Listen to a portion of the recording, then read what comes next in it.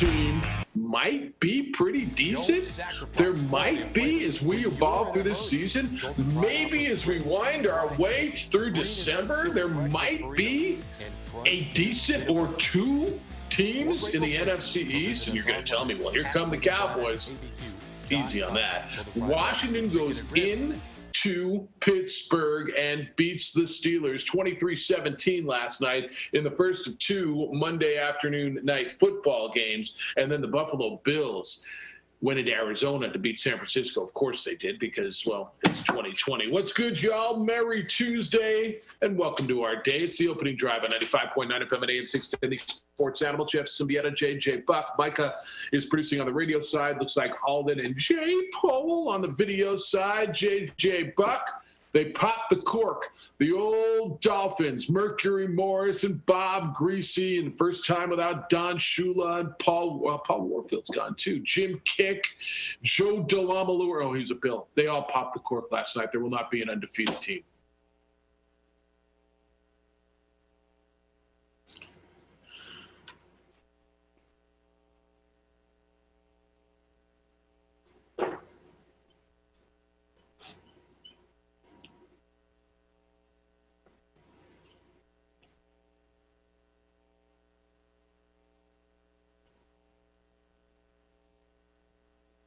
Sure.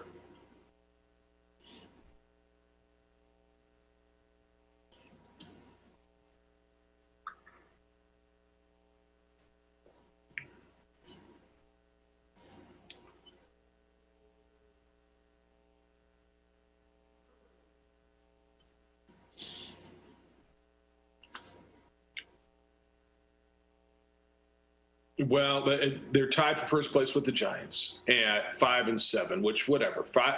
Say what you will, and that's what they are.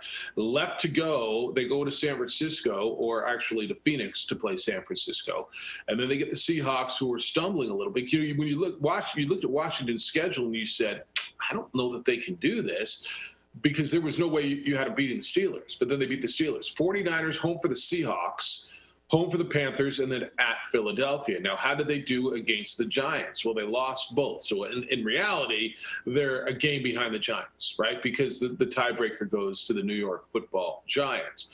The Giants, meanwhile, who pulled off a stunner the other day, beat Seattle, and they have rolled off 4 in a row. They've got an Arizona team who you got to figure out. I don't know what they are coming into their place. A Browns team who's 9-3. A Ravens team who we're going to get a better handle on tonight because we think they're getting healthier, and then they close with the Giants. I don't know who you think's got a better schedule. And then you can Cowboy fans going to tell me we're right in it if we beat, right? This is what Cowboy fans are telling me, Micah, right? If you beat the Ravens tonight, you're just a game back and you got a shot at both of them. So it's still there. Who do you like? Do you like the Giants or do you like the Redskins? I'm sorry, Washington. I apologize. Yeah.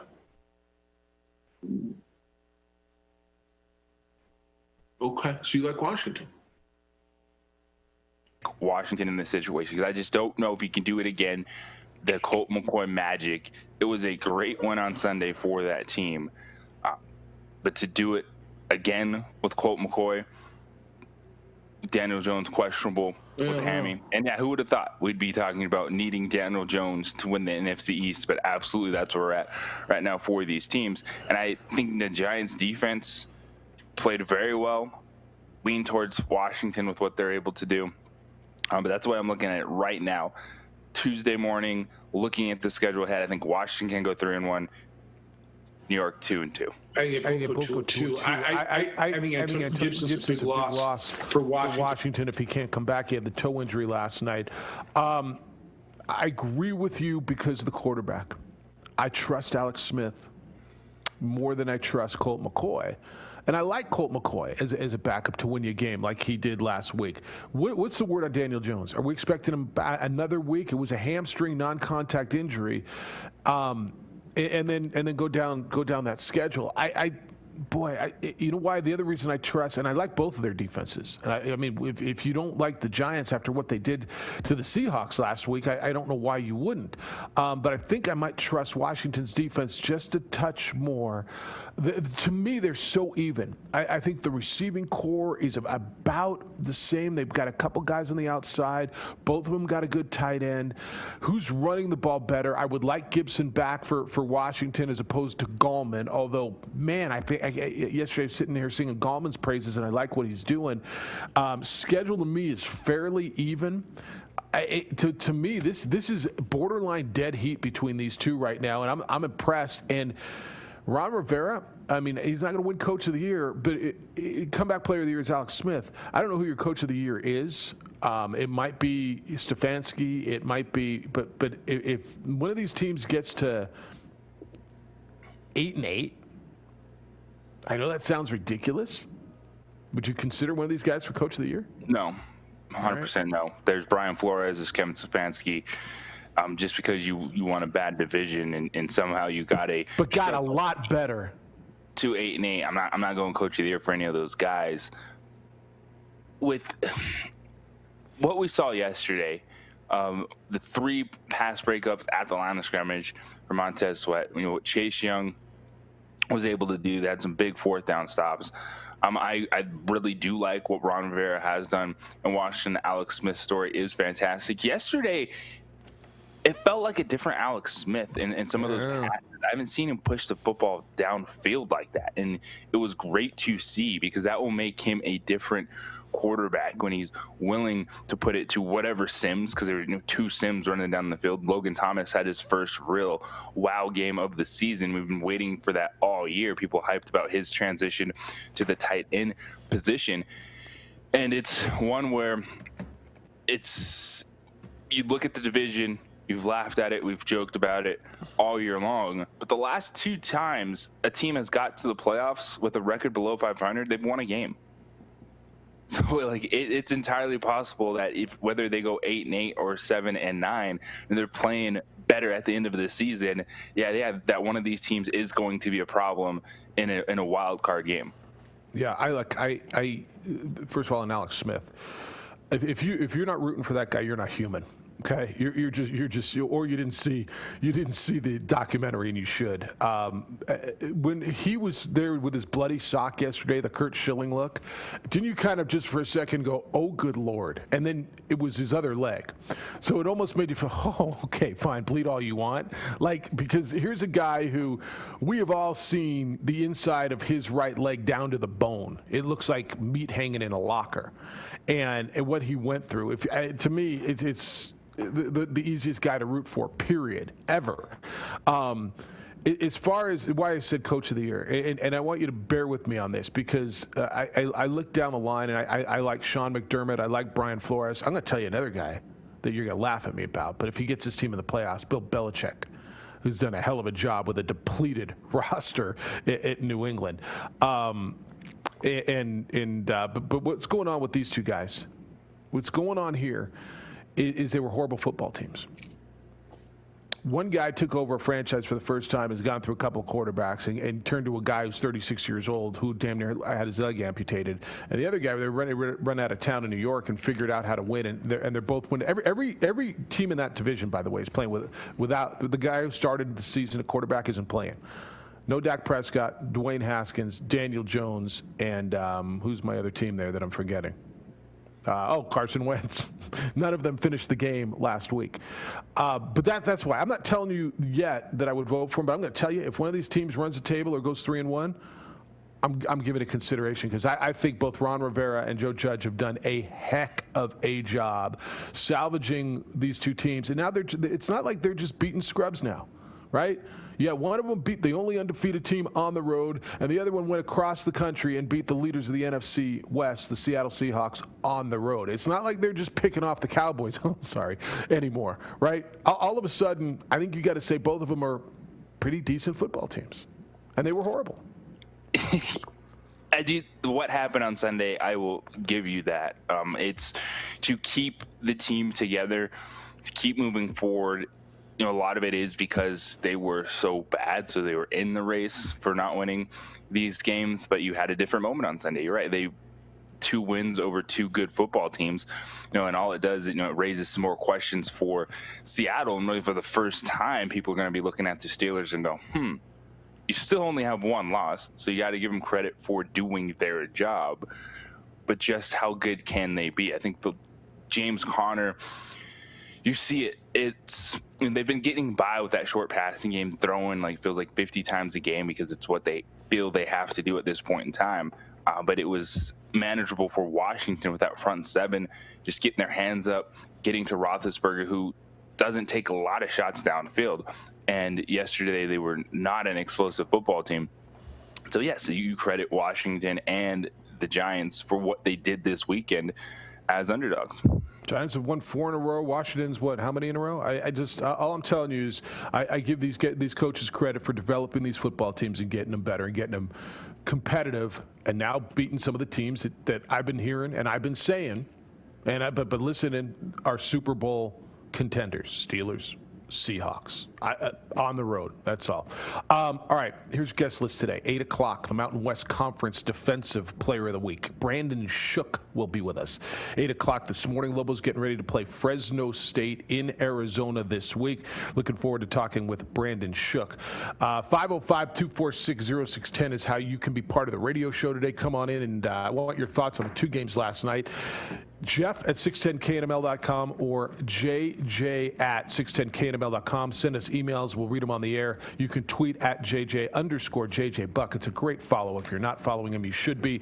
And on the Facebook, we are at the OD in the AM. You can watch the show there, courtesy of ProView Networks, or you can go to ProViewNetworks.com. Coming up next, Bills go across the country to a place where they had their most painful loss this season, a loss that maybe could have shut them down. It didn't. Boy, did they look good last night. We'll talk about the Bills and 49ers next on the opening drive on 95.9 FM and AM 610, the Sports Animal.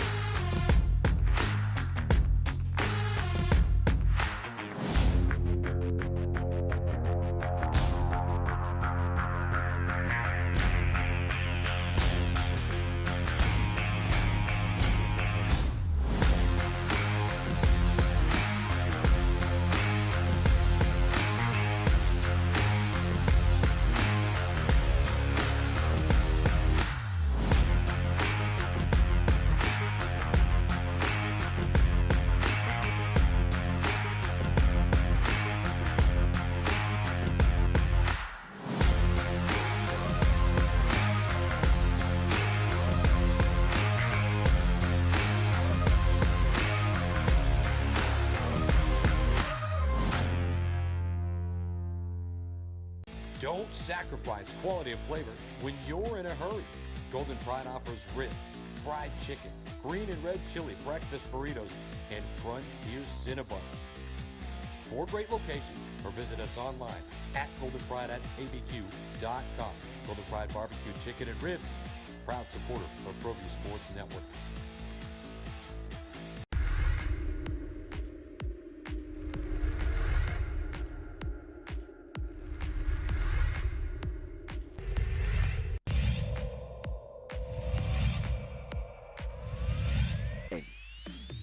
As Bobby's looking, and he's got a guy wide open, and it's Gay, and he's gonna walk into the end zone. But he did a good job with it. 1st and goal, it's Chavez to the middle, and Chavez stops. And Stevens in motion. On the handoff to Mitchell, look out!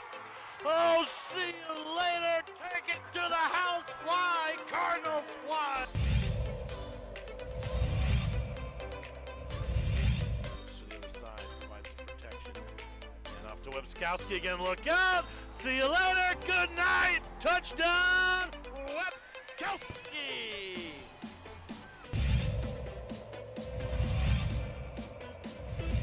An 8. 2 receivers at the top. Harris fire to the end zone. Open man, touchdown, wild catch.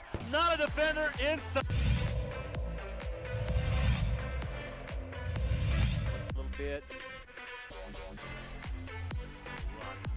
Kowski on the sideline. Hasta mañana. He's off to the races. Touchdown, Clovis. Albuquerque this afternoon. 34-24. Rancho late in the third. How about this run? Nice play. Deckerman. He's still on his feet. Touchdown, Wolverine.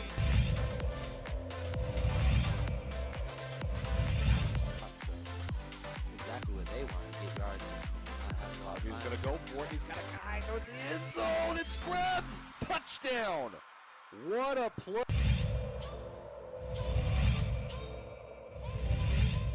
And long here for the Storm. Handoff to, we're going to fake the handoff, excuse me. Davidson on the deep ball. He's got some space, and it's caught. Still on his feet. Touchdown, Storm. Wow. Santa Maria.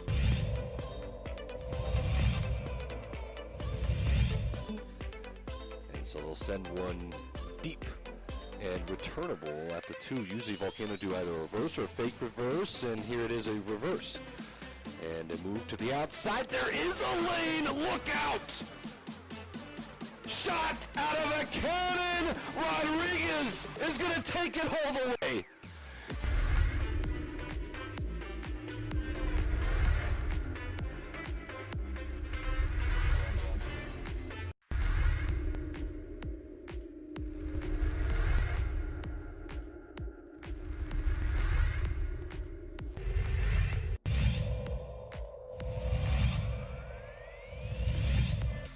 I'll just get a little closer.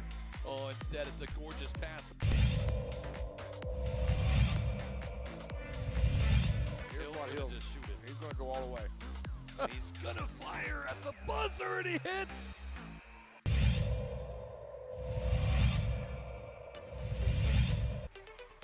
Great pass, Hadbury, and thank you very much.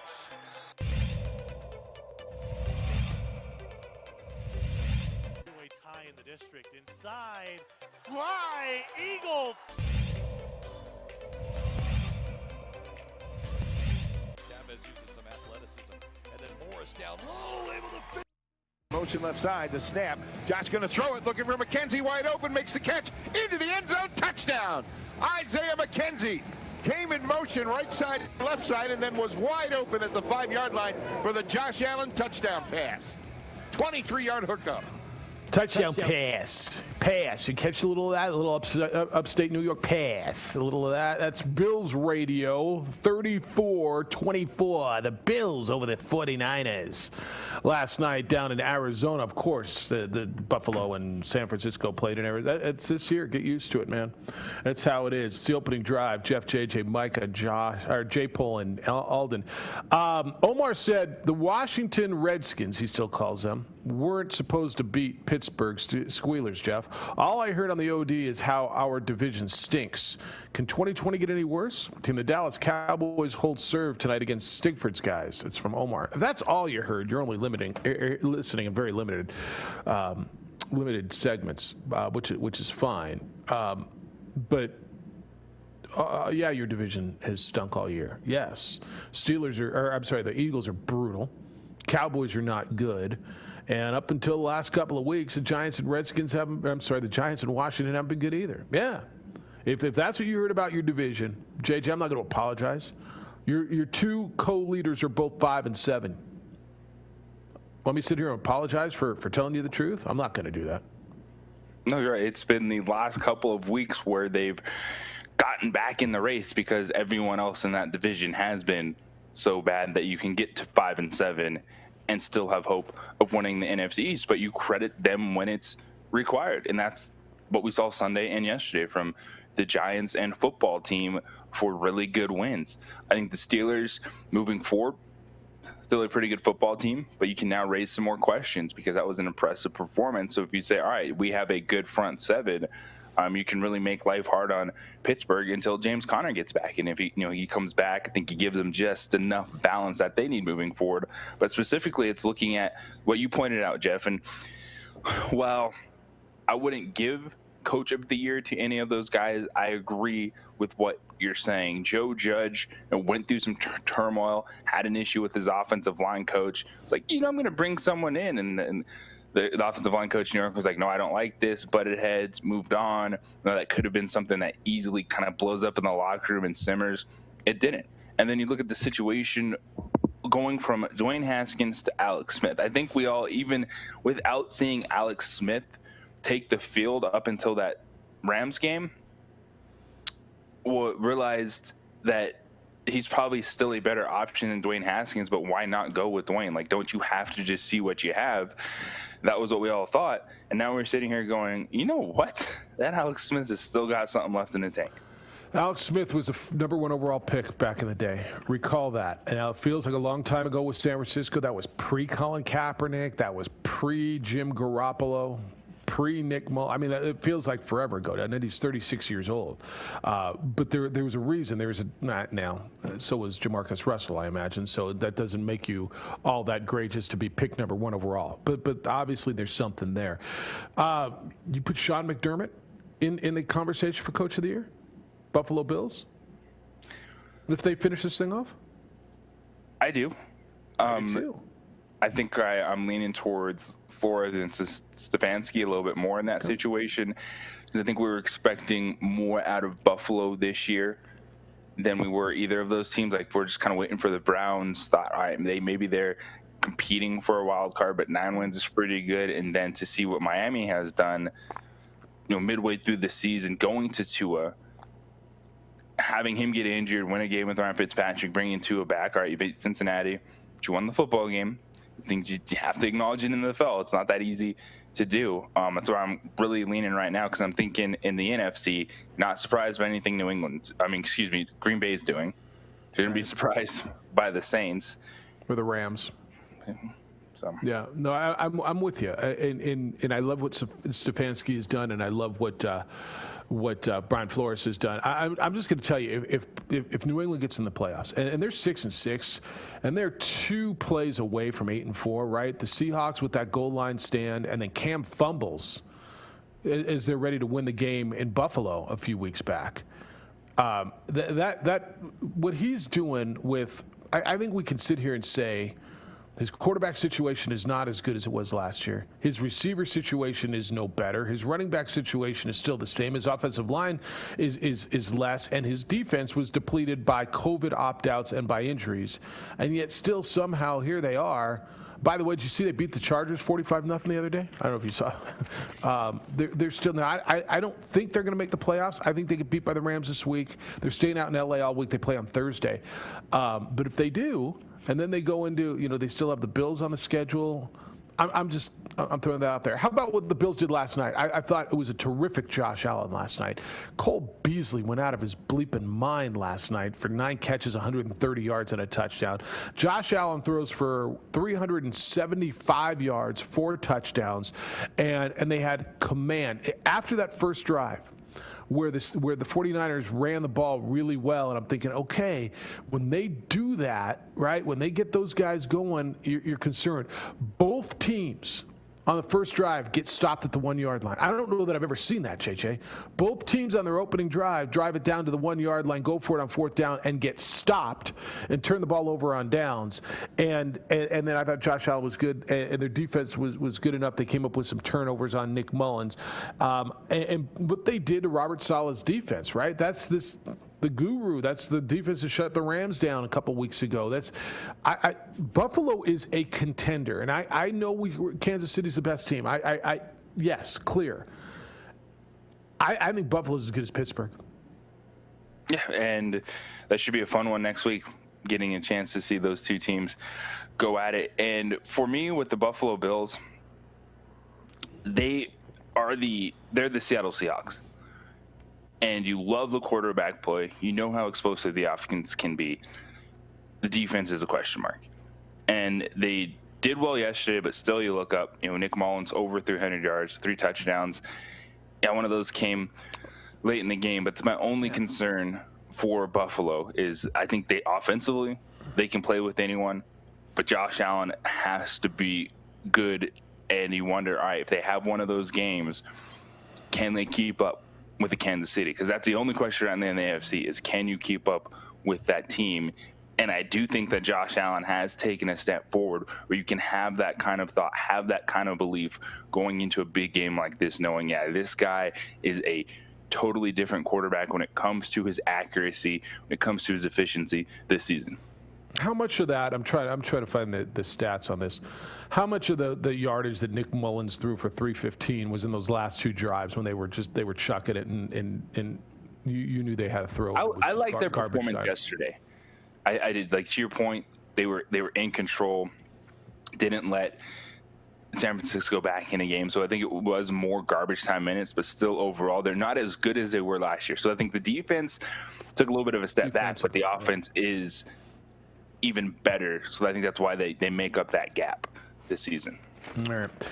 We can talk NFL all day, and we're here for you at 505-246-0610. If you want to switch topics on us, we can. When we come back, Level Basketball seems to have a plan for a game and maybe where they're going to play home games. And boy, so much of us all, and I say us because I got an event there in 2 weeks and 2 days in the state of Texas, and it sounds like they're going to be it's going to be Albuquerque too, like it's going to be Frisco Kirky. Where Level Basketball looks like it's going to go and play, and how that may work out. It's the opening drive. Jeff Siembieda, JJ Buck on 95.9 FM and AM 610, the Sports Animal.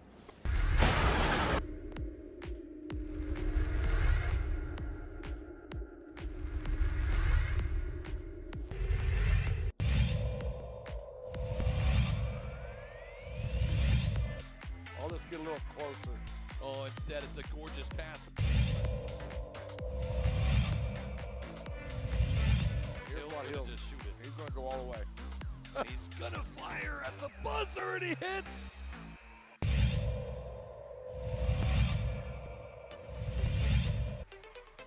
Great pass, Hadbury, and thank you very much.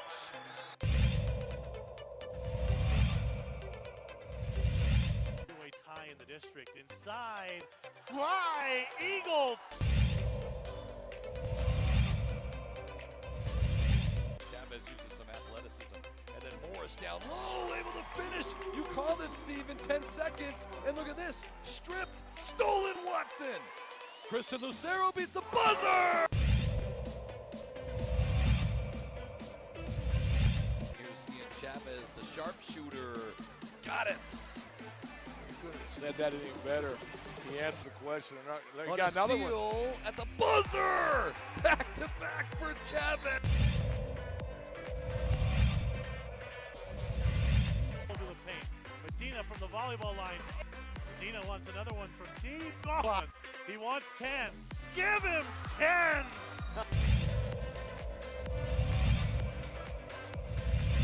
Lewis finds Watson. He's going to finish. One-handed slam.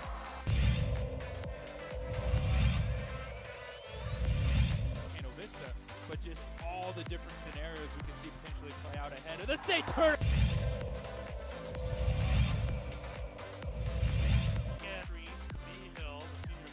Oh! Ho, ho, ho.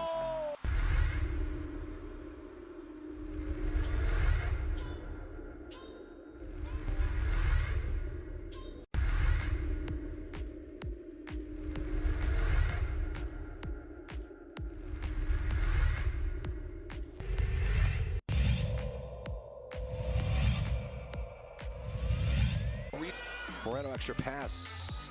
And Watson.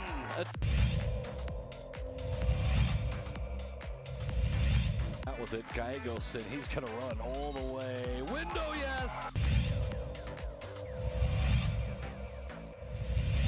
Able to get out of it. How did he find Battle? It's to Cunningham, and it... I mean, Ramos' hand. Ramos puts it up, beats the buzzer!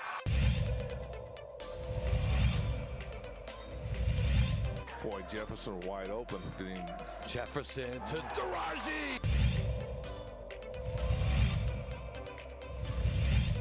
Into Watson!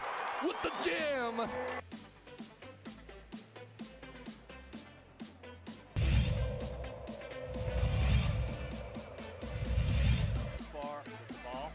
Another steal by Davina Lovato, and here comes Agbaiosi. Lob, two-hand hammer. You knew that was coming.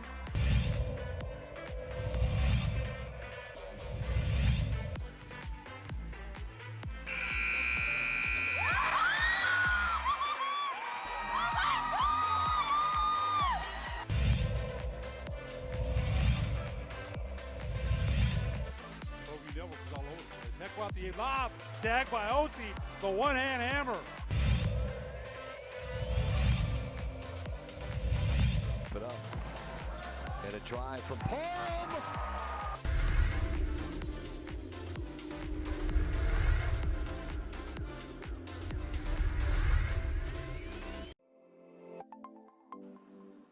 Get into the game with Garden Swartz Team Sales. They have everything you need, from screen printing, embroidery, and digital printing services, high school letterman jackets, and all high school and club uniforms, and individual and team apparel with the most reliable brands like Speedline, Rollins, and Wilson. And don't forget to check out the latest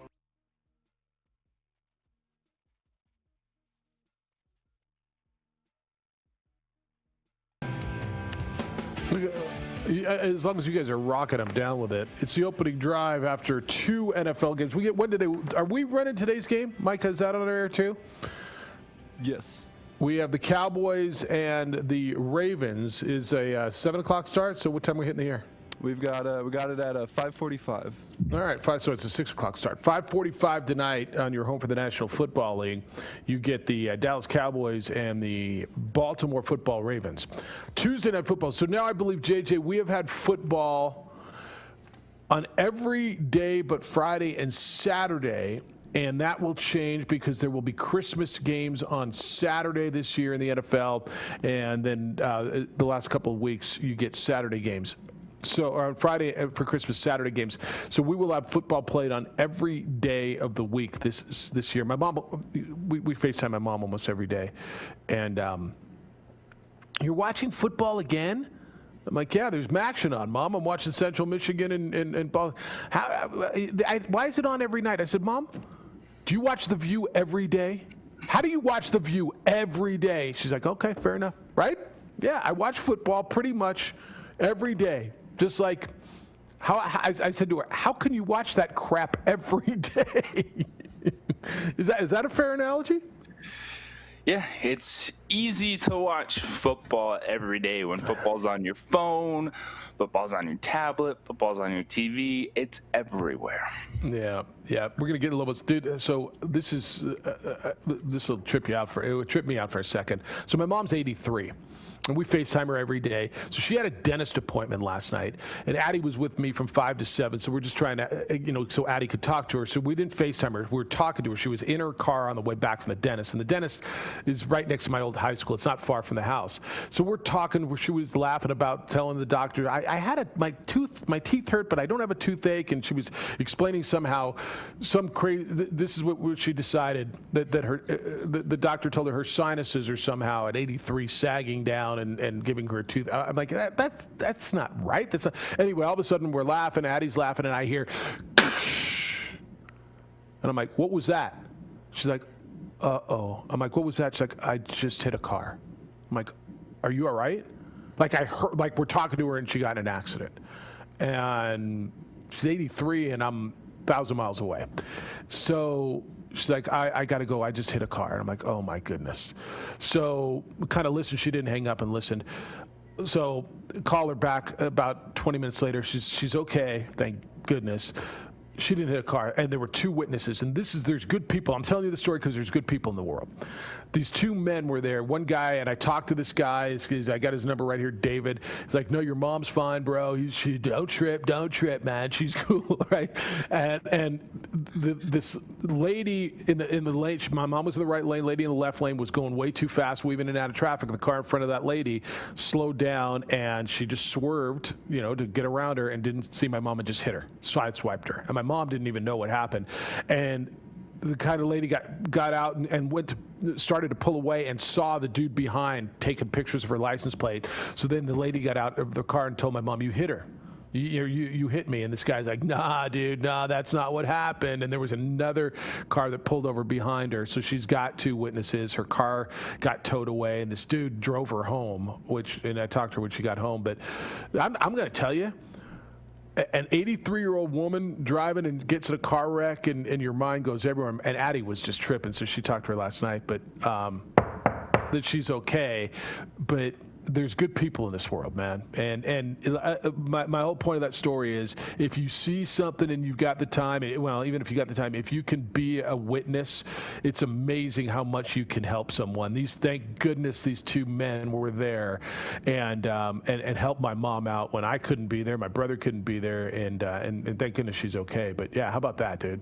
Just listen to that. Yeah, I can just imagine it's the heart-stopping moment that is being on the phone with your mom during that. The great story, stepping up, being a good citizen, being a good person, it still matters. Man, yeah, thanks to those guys. And she's like, what can I do something for you? And the guy who drove her home, they're pregnant, and they wouldn't accept gifts. But my mom's like, "You will hear from me in March when your baby's born, and I'm going to take care." Anyway, man, it's just crazy story. All right, you ready for the RIP as the home? The RIP Griffin Center for Lobo basketball, Lubbock Christian. It sounds like they're going to play Lubbock Christian on Sunday. Try to find another game, and the Lobos have evidently petitioned the Mountain West to make the RIP Griffin Center in Lubbock their home for college basketball. And obviously that's a lot of different travel, a lot of new accommodations for basketball operations. And again, look, I mean, just because it's new doesn't mean it can't happen. This is 2020. Everything's different. Everything's weird. But at least now we're starting to feel a plan. And this is just for men's, right? Or is this for men's and women? Because I didn't. It's a 1,900, just about 2,000 seat arena. But are you hearing anything, and you might hear certainly more than most of us, about women's basketball and what they're planning on doing? Or are they going to stay in Amarillo? This particular plan was just for the men, given its proximity to where they're at South Plains College. It's I think a half-hour drive to get to. And there's an airport, but there's got to be an airport. I mean, I think that's a big piece of it. Teams to be able to come in and out if you indeed host your Mountain West games here. It's good that it's the RIP, the pit. You keep that similar. All right, three-letter name. Some cuteness going on there. This is just about. I know it's frustrating, and I've seen fans asking all the questions, and the answer's just been, I don't know. I don't know when they're going to play. I don't know what they're trying to do, but they're trying. It's just been really hard to get something when it's not at your place. It's an entirely different thing when you're scheduling games, and even with, and you know this, Jeff, even with restrictions, but you're saying, hey, this is what we do. This is where you can stay. This is where we're going to play. Now the Lobos are like, well, where are we staying? Where are we playing? And then opponents are like, okay, well, where do we go now? Where do you want us to play? Is there a Holiday Inn nearby? And yeah. So that's why. And I know fans are super frustrated, but it's a really difficult situation for the Lobos. Now, what the women were able to do is bind close enough games back to back. And I think just even going to play somewhere at this point in time, there's a lot of people wondering, why haven't you just gone to a Midwestern state or something like that to get a game in? And I don't have the answer why the men haven't done that yet, but it looks like maybe something finally this weekend. Maybe. And it would be nice to I know you want to see this team, and I don't know what kind of TV you're going to get out of there and how all that's going to play, and whatever it is. But I think just to have a plan moving forward. When was that? It's 2 weeks now. The Boise State game was scheduled for the 19th and the 21st, right? Is that a Saturday, Monday?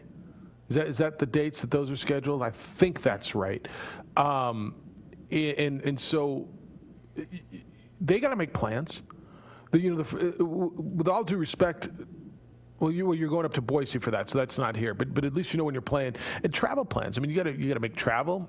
they're flying commercial for the most part, I think, and just having a plan and knowing where you're going and when you're going there. So I this is it, man. I just don't see a game being played here this year. Do you? I mean, unless something, maybe by February, if there's,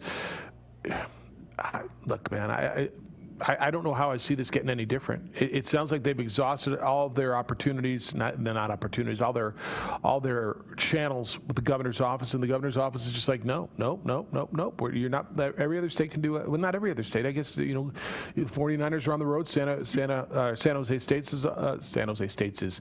State is on the road. You got others that are doing what they're doing now, and it sounds like the Aggies are going to have to figure something out long term once they get cleared. And by the way, what a bummer for them, because I thought the opportunity to play Arizona was tremendous. They had a really nice week lined up. They were going to play Santa Clara, Cal Poly San Luis Obispo, and then Arizona on Saturday. And they had the one COVID positive, wiped all that away. Arizona has replaced them. And like Jan said yesterday, if you're Arizona, you're not sitting around waiting for us to see if we can test. You want to play, and they've got UTEP in their place, which almost hurts even more that it's UTEP to replace them. But what a bummer for them, because they had a really nice week lined up. Yeah, that was my initial feeling too when I saw it was UTEP. It was like, they jump in and get that opportunity to play Arizona, and it's still the challenge of the moment. This is where we're at during this time. It's the contact tracing. It's dealing with a positive in what is now tier 1 in your group. So it was someone that was traveling with the team in direct contact with the team, and I think Chris Jans handled it the right way. While you can be upset, it doesn't make sense to go off or just go on a tangent right now. Go off on? Yeah, exactly. And start questioning everything. And I think that's good leadership for that program right now, or any team that is dealing with it, where you don't become a Dabo Sweeney or someone that's calling out programs or calling out student athletes for testing positive. It's, this stinks. I understand why I handled it. And then we're focused on getting healthy and getting back out on the court. Yeah. All right, top of the hour, we're going to talk to Brandon Shook. He's the Lobo linebacker who was the Defensive Player of the Week in the Mountain West Conference after the 17-16 New Mexico victory over Wyoming. They'll be on their way to practice. We'll talk to Brandon coming up at 8 o'clock. I'm sure you're going to want to hear what he has to say. The holiday season is here. It's time to take care of everybody and everyone on your list, huh? Guys, don't forget to take care of yourself. Gentlemen, how are you feeling? Could be better, huh? You dealing with lack of energy? Low T, erectile dysfunction, then I strongly suggest you call New Male. Right here in Albuquerque, New Male is helping thousands of men all over the country take care of themselves and feel better. Pick up the phone, give them a call, 505-652-1688, or visit Newmale at NUMALE.com. Taking care of yourself and feeling better is easy. The process is comfortable. From the phone call through the treatment, and the results are real. New Male can help you deal with ED, depression, even hair loss. Start the process now by calling 505-652-1688. As men age, these things are natural. Nothing to be ashamed of. The beauty of New Male is you can battle nature. You can feel like you again, guys, and that would be the perfect gift. Do something special for yourself. Call New Male. Feel better. 505-652-1688 or visit newmale.com. If you're high. Get into the game with Garden Swartz Team Sales. They have everything you need, from screen printing, embroidery, and digital printing services, high school letterman jackets, and all high school and club uniforms, and individual and team apparel with the most reliable brands like Speedline, Rollins, and Wilson. And don't forget to check out the latest F7 Shut helmet. It's all at Garden Swartz Team Sales. Give them a call, 505-884-1234. Garden Swartz Team Sales.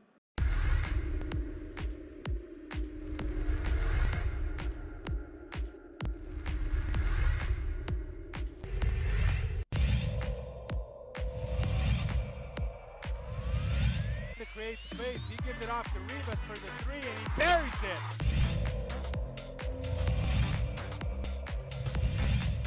Coming in soon. Double quick set for Avalos.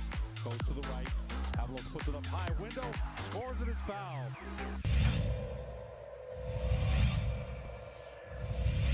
Right here by Lewis all the way, coast to coast, and finish. What a...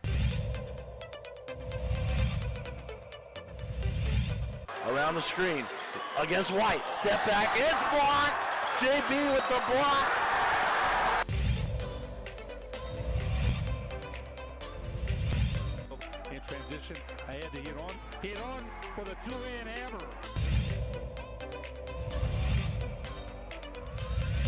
Seconds to go. They've got a shot. They have a chance, and it's put up, and it's good. What a three that is by Jalen.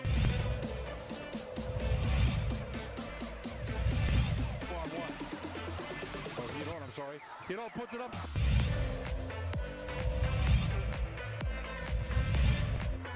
Rebound Cowboys. Right side David Hall. Thank you very much.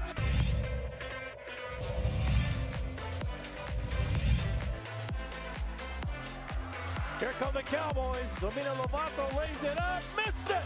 Hey, how about it? Thank you, Luscious. Thank you very much, Raquan Mitchell. Clock at 6. They get it. Barnes Tompkins fires. Yes! Pass up Card. This for the win. Blocked by DJ Bustos. Cowboys win. Cowboys win.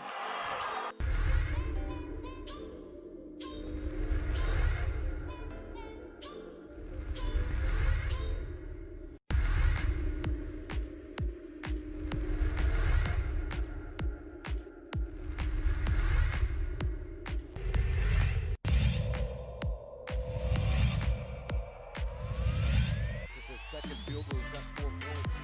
Watson, though, goes all the way.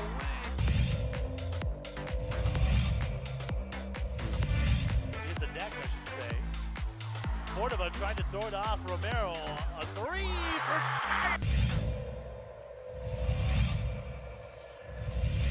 Set out to Jutapia. Nice move behind his back. It's a good...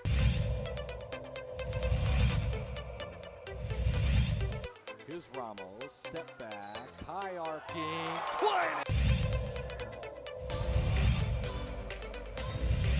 Well, he needed to get his legs back under him. Ooh, a little kick.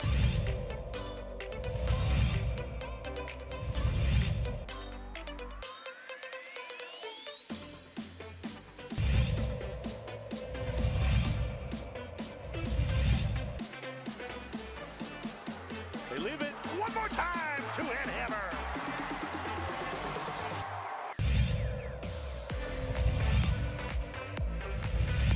Look at this, they're not going to score again. Look at this. Up top.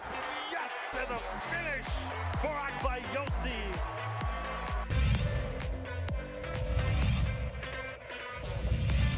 Saved into the hands of Riak. Ahead of the pack to Domina Lovato. Up high, down hard for Akbayosi.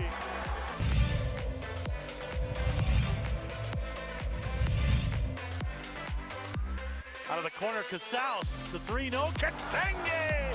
Let me clean up the mess! He dropped out of the rafters for that one, Steve.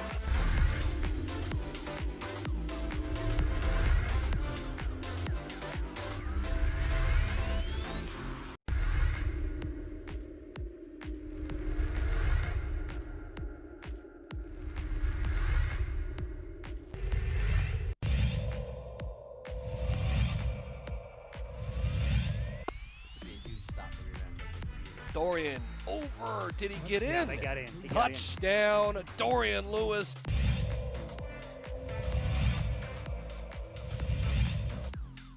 19 seconds to play. Benavides looking, still looking up the middle. It's intercepted. It's picked off by Freddie Anaya, and Roswell's season will end perfect.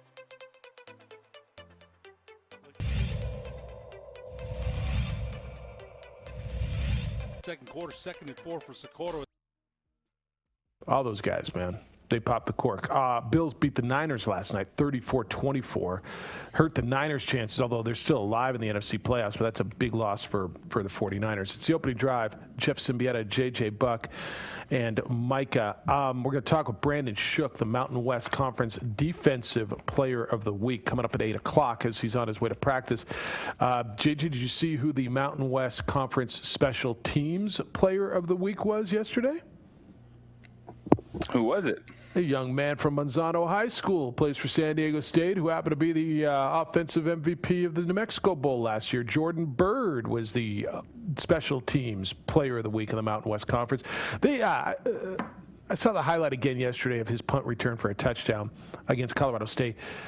Man's got flat-out speed, doesn't he? I mean, it still stuns me how he got caught from behind and would have had his second touchdown in the New Mexico Bowl last year against Central Michigan, and then they took him out, and one of the other backs finished it off and got the touchdown. But he is so daggum quick, and you watch him on the football field and run away from dudes. So good for him, huh?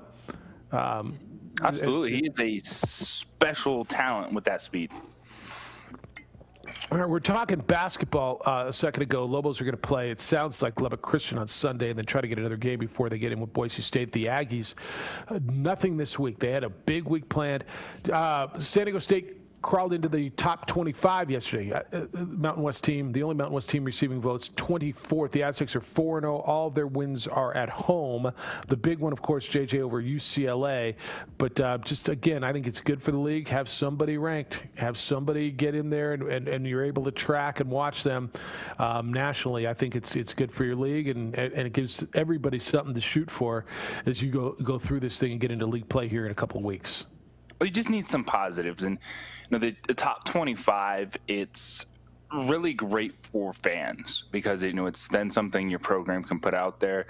You're talked about because ultimately, when it comes down to it, the NCAA tournament. Who knows what the selection committee is going to look at this season? But at least along the way, you have something to hang your hat on. You're on that bottom line a couple more times, and they're going through top 25 scores. And just a little recognition is always nice. Yep, a little bit is, and that's what they got a little bit at number 24. All right, I got some emails coming in. Jeff at 610knml.com. We're going to talk Lobo football here in a minute. Bill isn't very impressed by the Lobo victory. He says, Jeff, I'm a Lobo fan. I wouldn't go crazy about beating a depleted Pokes. Not only were they playing with a backup quarterback and running back, but their defense was decimated. Their starting defensive end was suspended, and they were missing a couple other starters due to injury. Then they lost a couple more defensive studs during the game, one on a targeting call at the end of the first half, which was a total joke. It's from Bill. Everybody's depleted in December, Bill. Do you see the Lobos ran out of quarterback? I'm just saying. First of all, it's a 1-point win, and they didn't win a championship, and nobody's telling you they're a great football team. They played with a fifth-string, walk-on, true freshman quarterback who had never been on the football field at the college level before. They also are depleted. They had a lot of guys leave in the transfer portal when COVID put the season in jeopardy. They're also beat up, like everybody else is. Yeah, Wyoming was beat up, and they were down to their, by the end of the game, third quarterback. Nobody told you this was a championship team. They told you it was a big win for the program. That's all. That's all. And if you as a Lobo fan, Bill, as you say, you're a Lobo fan. If you can't find some positives in that, that's on you. If you've got to find, well, they didn't beat Alabama. They only beat a beat-up Wyoming team. Okay. They're New Mexico. They had lost, 14 in a row? They had the nation's longest losing streak. I'm going to tell you, any win, especially a win with a fifth-string, redshirt freshman, walk-on backup quarterback, it's a pretty big deal for that program. If you're a Lobo fan, I don't think you'd see it. I don't see how you can look at it any other way. I don't see that other side of it. You look at where the program is. You started the game with your fourth-string quarterback. You won the game with your fifth-string quarterback, and now you're going to be like, well, hold up. Wyoming was on QB3 and RB2. By the way, their running back, too, had 164 yards against UNLV, and their third-string quarterback didn't come in until the second-to-last offensive possession of the game. Where they only had 16 points anyway. Yeah, look, all of that, I mean, if you need to find the negative in it, knock yourself out. I mean, I feel for you, Bill. Again, I don't think anybody's lost perspective on this. I don't think anybody sat here and told you they should go to a bowl game, that they should be playing with a championship. By the way, Jeff, they were 18-point underdogs when this game started. Yeah. Bill, if you can't find the positive and you claim you're a Lobo fan, I feel for you. What don't you see? Yeah, they beat up a depleted team. They too are depleted. They broke a freaking 14-game, what is it, 14? Longest losing streak in the nation. Yeah, it was a big deal for that team. And they got the first win for a new head coach. Again, don't go crazy. Nobody's going crazy. People are feeling good about winning for the first time in over a calendar year. Let people feel good, man. Nobody's told you that they're going out and beating Alabama next week. I think most people have it pretty well in perspective. That's what I've heard. Raise your hand if you'll pick quarterback 2 and or 3 over QB5. But guess what? QB5 won the game. That's right. That's right. We're going to talk to the Mountain West Conference Defensive Player of the Week. Brandon Shook is due to be with us when we return. He's going to call in 4 minutes, Micah. Can't keep him too long. He's on the bus going to practice. Remember that. It's the opening drive on 95.9 FM and AM 610, the Sports Animal. The whole 44-yard line. McDaniel trying. Good block by Hicks. First down and more. 30, 25, 20. McDaniel might be gone. Touchdown. Wow. Touchdown for Michael McDaniel.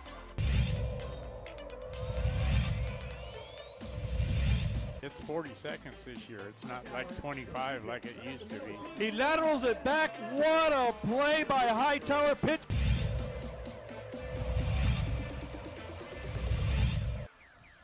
Looked like somebody moved a little bit early. Hicks, the play fake double move. He's got his receiver wide open. Caught. One man to beat. Touchdown. Touchdown to number 17, Nathaniel.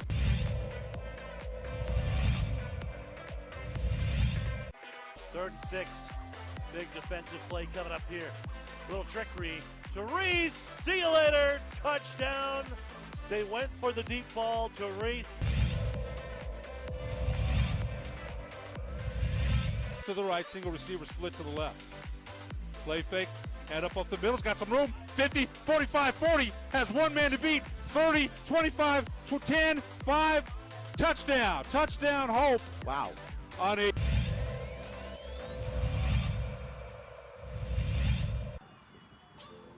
Option again, he'll keep it. Now he'll pitch it. Comes out to the 30, 25, 20, up the sideline. Still inbounds, into the end zone. Let's see. Touchdown. Touchdown, Portel. The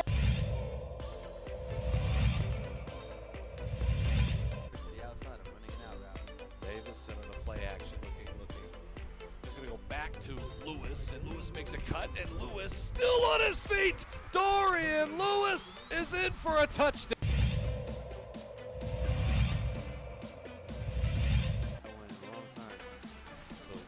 Back to tossing, he's got all day. Makes one miss, and he's rolling. He's got a guy. Can he get it there? Davison to Luke Weissong. We told you he touchdown. Could spin that football, and that was a throw right there. I know he's got the win at his back, but.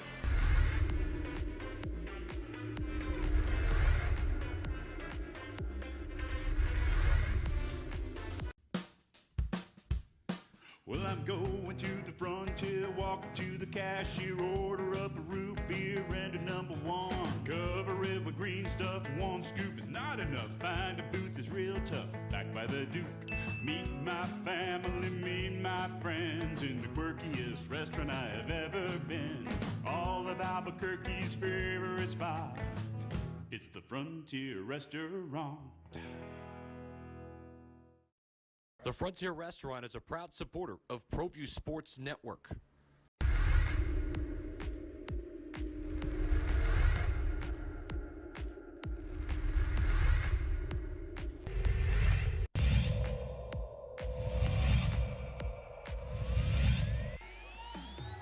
Shoot. They get one. A Lobo has been named Mountain West Conference Defensive Player of the Week. Brandon Shook is that Lobo. All he did was, not that, well, he might be the logo soon for all I know, the way he's playing. Brandon Shook is that Lobo. 13 tackles, a forced fumble, and an interception. A Lobo 17-16 victory over Wyoming. It's the opening drive. Jeff Siembieda and JJ Buck. Back to your calls in a bit. We are joined as he is on the bus, headed to practice, the Mountain West Conference Defensive Player of the Week, Brandon Shook. Congratulations, Brandon. How you living? I'm pretty good. How are you? Good. Congratulations on this. I know it's a team game, but you have been playing really, really well this year. 58 tackles in just 5 games, and none bigger. I know you said on Saturday night you didn't even know you forced the fumble. Now that you look back at the video probably a number of times, do you remember it any better now? A little bit. I think I got a little lucky, to be honest. Luck is good, man. No, being in the right place at the right time is good. Did you get lucky on the interception, or was what about that play? I think I was at the right place at the right time, but, you know, I don't have the best hands, so I think I got a little lucky on that one, too. Well, so what is it about this? Brandon, you've been around a little while around here. What is it that's different this year, if anything? I mean, as far as your play. I think yeah, go. Up there. I think, you know, the coaches actually care, so it makes us want to go out there and win a game for them. You know, Brandon, what did Saturday night mean to this team, to all your teammates, to have that moment? Can you say that one more time? Sorry, I lost connection. That's what did it mean to get that victory on Saturday night, especially with all the things that you guys are dealing with and were dealing with during that game? You know, it meant everything. You know, we're out here in Las Vegas, you know, sacrificing a lot to be out here. So, you know, to come out here with the win, you know, it meant a lot to us. And Brandon, what did you see from both Connor and Isaiah in practice last week? You're down to QB4, you're down to QB5, but you guys look still like a confident football team against Wyoming. You know, it just showed that they had a lot of heart, you know, for players who don't really have any experience to come in there and do what they did. You know, playing with injuries, beat up, and then, you know, being a true freshman as well and making plays like that is pretty impressive. Brandon Shook is the Mountain West Conference Defensive Player of the Week. He's with us on the opening drive. Brandon, I just got an email from a guy who said, yeah, easy. They only beat Wyoming, and Wyoming was down to their backup quarterback, and they were depleted. And I said, easy. I said, for this program who's been through what they've been through, you guys are depleted, down to your fifth-string quarterback. Put it into perspective. From a big picture, from a guy who's been here when things weren't very good, to just what it means to you guys, to, like you just said, you sacrificed. Help that guy understand what this means to this program. You know, it's easy to say things like that outside looking in, but a lot of people don't know what we've been through. I've been through a lot of tough seasons, and to come out with a win, and especially over a team like Wyoming, you know, they could say all they want that they had starters out, but so did we. I think that we just fought harder, played harder, and all I can say to that guy is, you know, just respect our win. Yeah. Now, Brandon, it looked like, and this is me sitting on my couch late at night from afar, you guys grabbed your coach, made sure he got that Gatorade bath, and celebrated for him. I know this is a team thing, but it really felt like you guys, it mattered that you won for Coach Gonzalez. And maybe that's me reading too much into it. What did it mean for you guys to get him his first win? Oh, it just meant a lot. You know, he's put a lot of effort into this, along with all the other coaches. And, you know, we should have had a couple wins by now, and it was a hard-fought win for this one. I think that he deserved to be recognized for it. Yeah. I asked you this on Saturday night in the post-game press conference, but I'll ask you again. You've become the stud of this defense, and over the years there's been, I mean, from Brian Urlacher through Carmen Messina, names that maybe you've heard, maybe you haven't. When did you realize you became the stud of this defense? I don't really know. That's a tough question to answer. I think that, like I said Saturday, I think that coaches puts me in a position to be successful, and you know.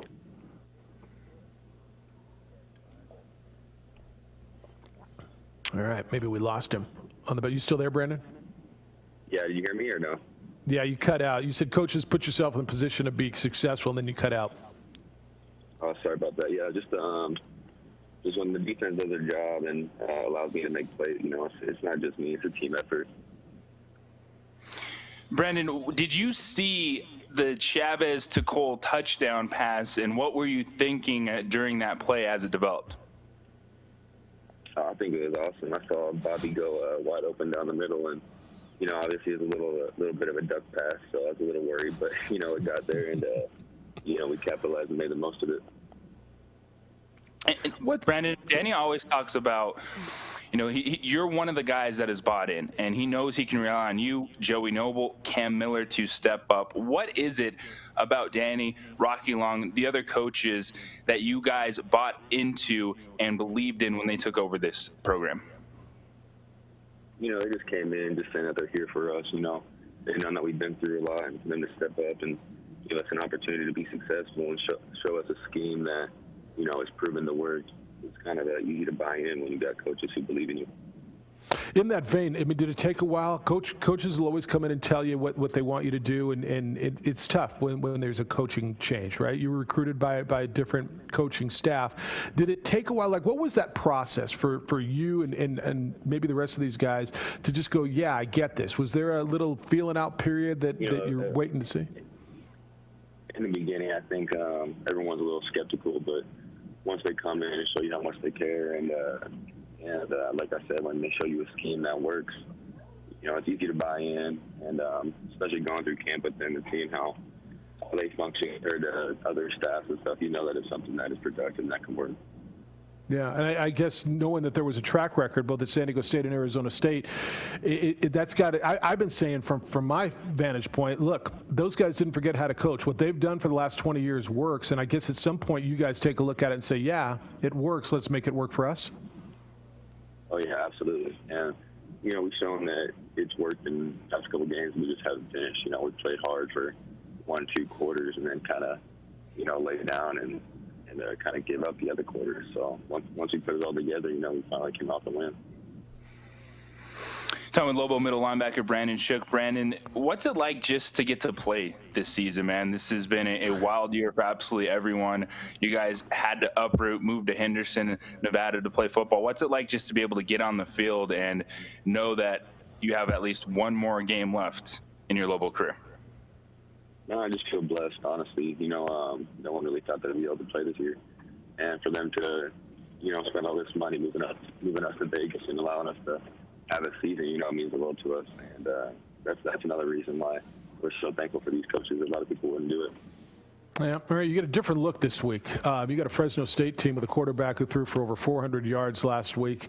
They're going to throw it around a little bit. Wyoming was more physical up front. They're going to run the ball at you, and they did. Different look this week for Fresno State, and obviously a whole different prepare, isn't it? Oh yeah, for sure. We're going to try to spread it out and throw it over our heads and stuff, but we just need to get pressure on the quarterback. I think we'll be okay. Yeah, early in the season, that's what beat you was big plays. Do you guys? I don't know how you'll learn about it this week, but do you feel that you've gotten better at that? Because that was, when you look at Nevada, you look at Hawaii, they're going to say, all right, we're not going to run the ball really well, but we're going to try to throw it over the top.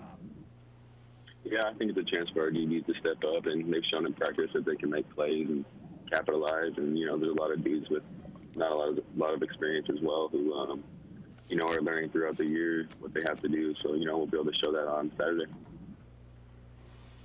All right, Brandon, appreciate it. JJ, he's a Southern California guy, Westlake High School. Another SoCal guy, a little north of where I grew up in Tarzana, Brandon. But good stuff. And I love when the Southern California guys come here and make a name at New Mexico. It's always good.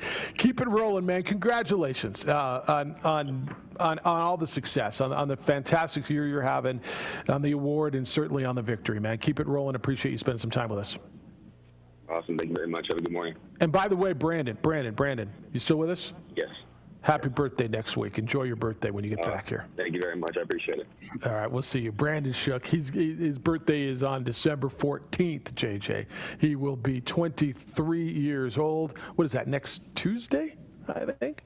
That sound about right? So Brandon Shook birthday.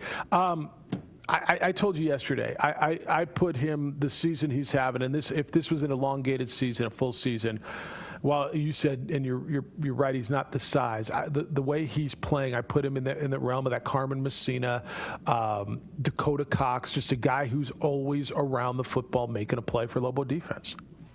Yeah, and it shows the talent that he does have for the positions he puts himself in, always getting the football. And listening to him talk, you can see how he buys into Rocky Long and Danny Gonzalez.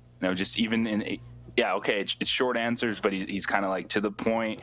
He's like, maybe I just got lucky. I just play hard and just do my job. You can see how he meshes with this coaching staff.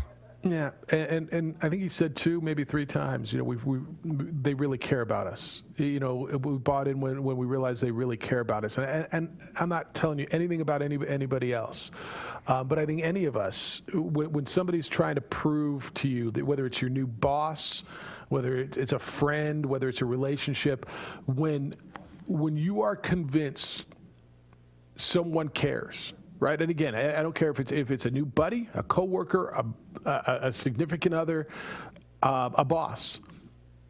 Whatever they do to prove to you, whenever you hit that click moment that, all right, they care, you're in, right? You buy in. You're much more apt to say, I'm going to listen to what they have to say. I'm going to trust them. And in this, it's a scheme, and it was different. And, I think it's probably easier, JJ, to buy in when they've got that track record of success. What Rocky Long, especially for a defensive guy, right? What Rocky Long and Danny Gonzalez have done for 2 decades doesn't lie. And but he said a number of times, realize that these coaches really care about us, and I think that's telltale. That says a lot.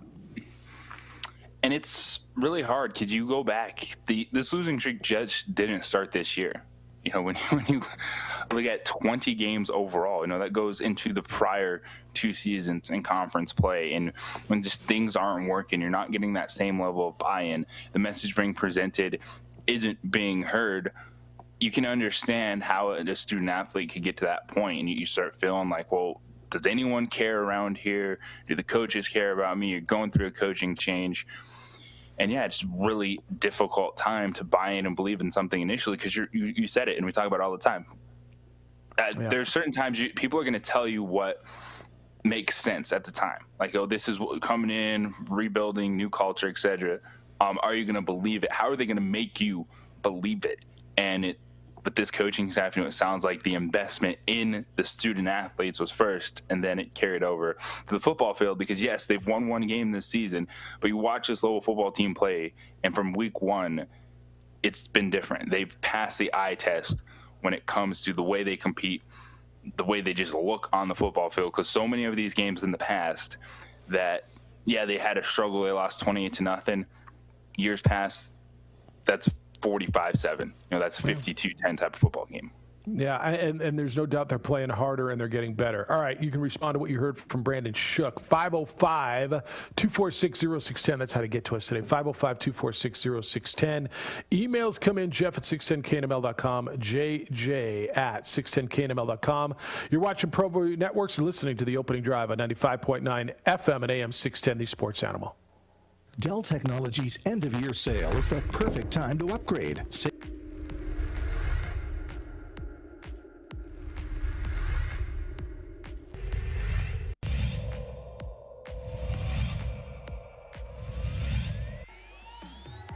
Shoot. They'll get one off, and it'll count high off the window.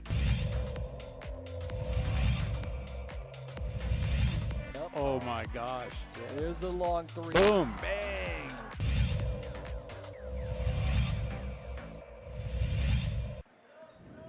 Martinez will beat the buzzer. Got it to go.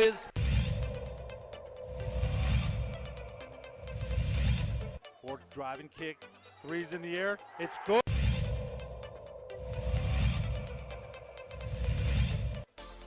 Nice pass on the nice block by Hernandez Cropper.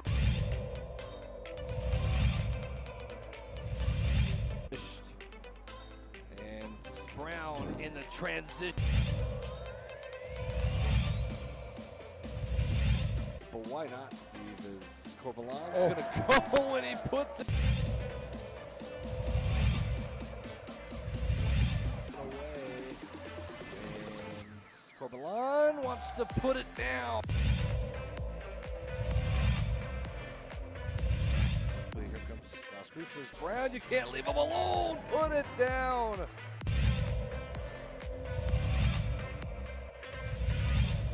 Gershon in transition, 3-on-2. Gershon going to go all the way. Whoa, Morgan.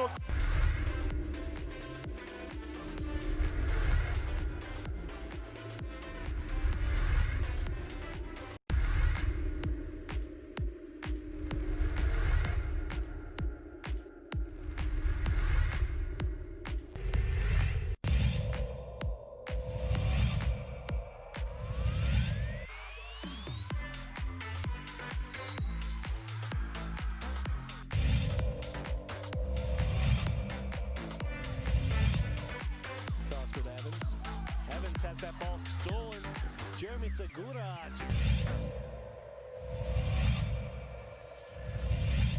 Dribble spin cycle, up and under move. What a pass, wraparound pass. Harris, Legate, the long bomb, 3 ball.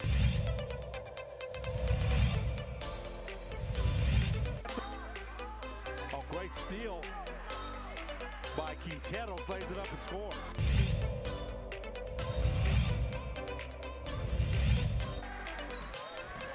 A little jump step in the...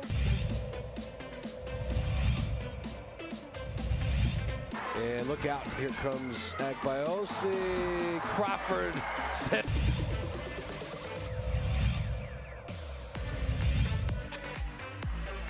That's blocked. Lansing says, get that out of here. Sister to sister, Marianne Lansing's going to go all the way. Turnaround.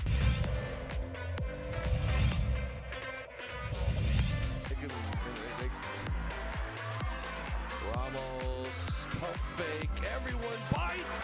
Ramos hits.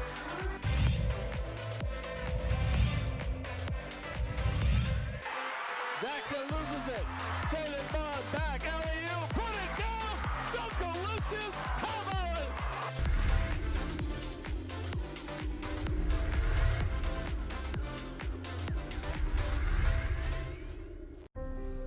The New Mexico High School Coaches Association, established in 1941, is an organization of New Mexico's best and most professional interscholastic coaches. Coaches across work daily to help our student athletes excel in the classroom, on the field of play, and in our communities. Students that participate in interscholastic activities attain higher grades, higher graduation rates, and higher wages. Responsible for the North-South All-Star Games, statewide Coaches Award Program, and providing multiple professional development opportunities for New Mexico's coaches. Be a great coach by coaching beyond the game.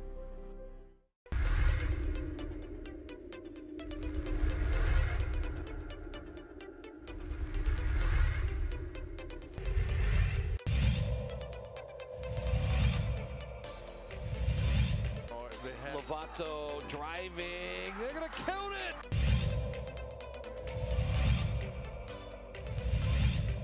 Gallegos, ooh, a little spin and a finish.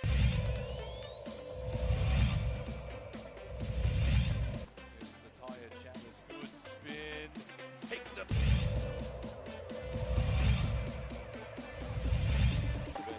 Here's Ramos. Nice jump stop through the...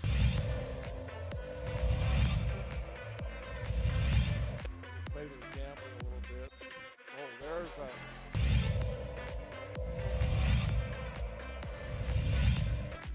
Hill, little step, high window,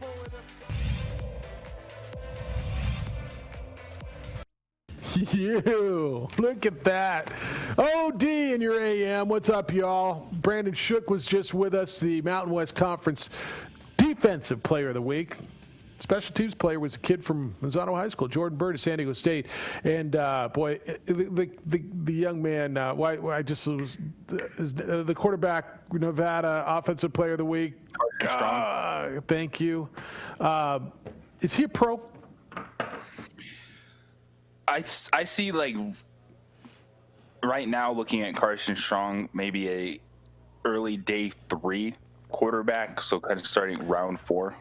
So here's why I think he is. I've watched some guys through this league. I think he's better like the Bradley Van Peltz and the guys, some of these Colorado State guys. Yeah, but even Ryan Lindley.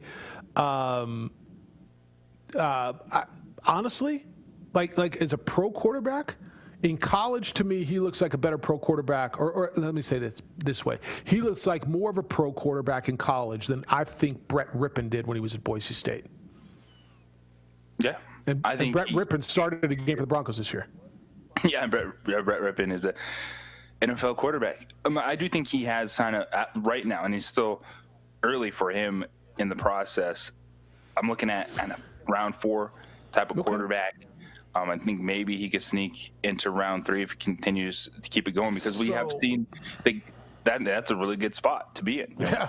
Because a lot of these guys, we've seen like a David Fales. I can't remember if he was a 7th round pick or when undrafted, former San Jose State quarterback. There's been guys that have snuck in late or gone the undrafted free agent route, but I do think he's a solid prospect at this moment in time, because we've seen the transition in the NFL game, like playing the spread offense, taking 90% of your snaps from the shotgun is not a hindrance, or they don't look at it as a bad thing anymore with the way the NFL is going offensively. What do you think about the kid at San Jose State? I mean, is he in this conversation too? I think Nick Starkel could be one of those guys that bounces around, undrafted free agent, practice squad guy, given the fact that it's really only 1 year of him excelling at the quarterback position. So he definitely has that kind of Brett Rippon feel, where he doesn't have the great college resume, but he's a guy you look at and go, I think I want to bring him in the practice and see how he does. All right. If you're telling me that he would be Strong would be like a mid, third or fourth round pick, then that says to me he's a pro. Yes. I mean, to me, so here's the way, and I'm looking at a bunch of different rankings, right? I mean, Trevor Lawrence is 1, and then Justin Fields 2, and then after that you're going to get what's the young man from North Dakota State? Trey Lance. Trey Lance, and then Zach Wilson from BYU. Because, and again, I wonder how much they go on. Like, will Carson Wentz's problems hurt Trey Lance in the draft? And I wonder. I think Kyle Trask is terrific. The quarterback at Florida. I think he's big, he's strong, he's got a big, strong arm. Mac Jones at Alabama is the number 6 prospect, and I don't know that I buy into that as much, but I mean, we'll see. Jamie Newman at Georgia. So I mean, they always love the SEC guy. Georgia's had some success at quarterbacks. Newman didn't opt it out of this season. He transferred from Wake Forest, so this was going to be his first year at Georgia. Right. So he opted out, so he didn't even get to see him in that Kirby Smart offense. But he's kind of that dual threat guy. He's a really good athlete at the position. And for Carson Strong, he's a redshirt sophomore, so he is eligible to go, but I expect him to come back. He'll probably stay. One more year. Yeah, and then Kellen Mond, Sam Ehlinger, Tanner Morgan of Minnesota, KJ Costello, who had that great first game from Mississippi State and then has kind of fallen off the map a little bit. The young man from Kent State, Dustin Crum, is on there. Felipe Franks, that used to be down at Florida and is at Arkansas. David Mills at Stanford is getting some love. A second Florida quarterback at Emory Jones. Penn State, Sean Clifford. Ian Book. Boy, Ian Book to me is an underrated guy. Do you know he's the winningest quarterback in the history of Notre Dame football? I mean, you would think Montana. You would think. I mean, you'd go a lot of places before you would play more games now, Jeff. Of course. I don't know. It's an abbreviated year, isn't it?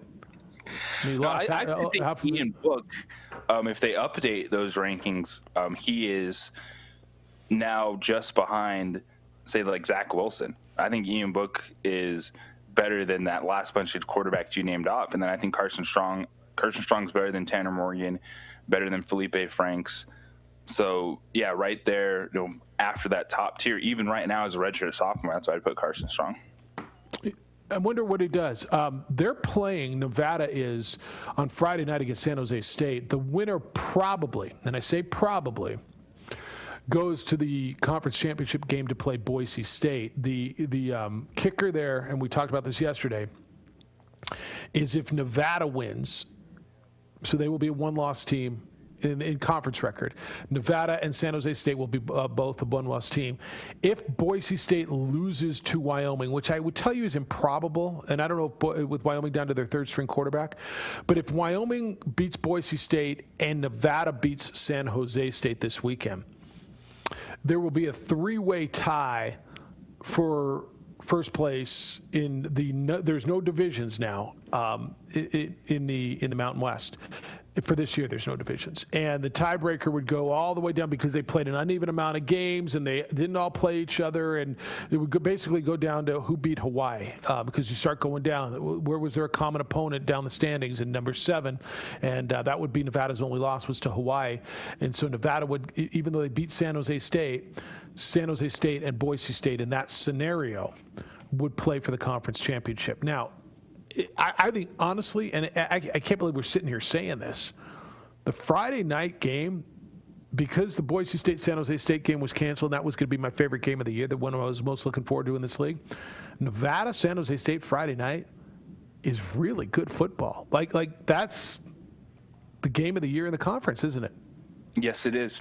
It's almost like there's two title games. That one and then playing into the Mountain West title game. So it's a semifinal. It's a semifinal game between San Jose State and Nevada. You're right, because Boise State hasn't lost in conference play. They've only played 4 conference games, but they haven't lost. Their loss came to BYU, so that's why they're still in this position. Yeah, and they've all played. I think Nevada's 6-1, 7-1. I'll find the exact stat. And then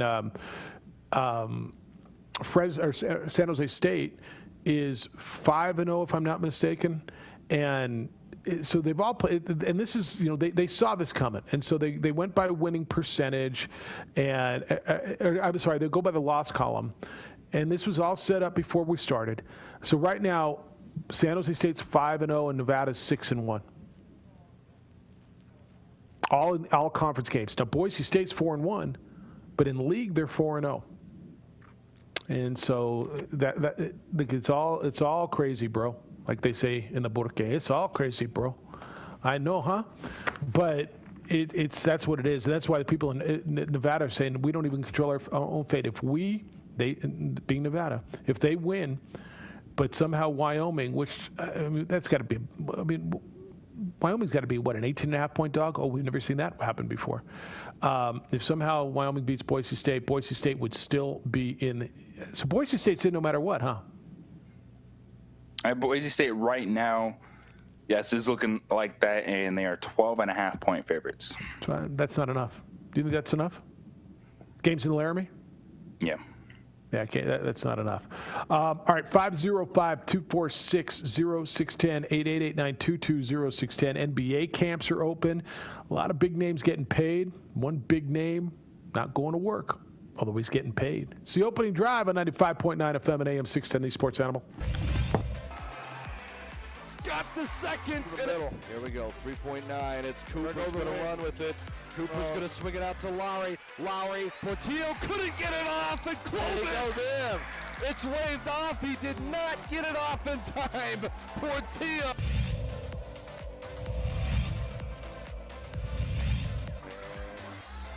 Reverse layup.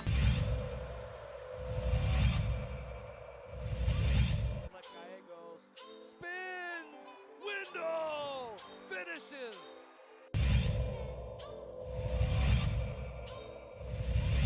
There's a run coming from lazy pass. Here comes Crawford. It might be showtime.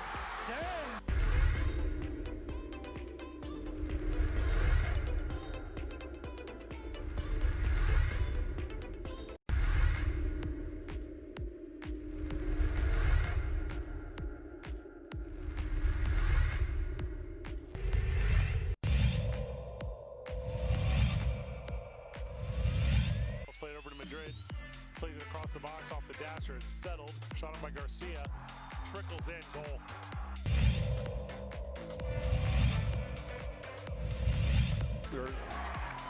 Chavez blocked at the rim. And here's Dorian Lewis to Watson. Shot on and just wide. Big deflection. Goal.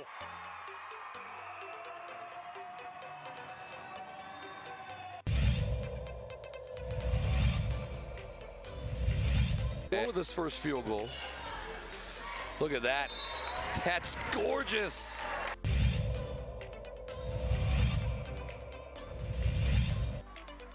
Not a game you can go have 25 turnovers in and win.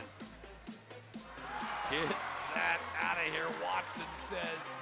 Here comes Hodnett all the way. He's blocked in return.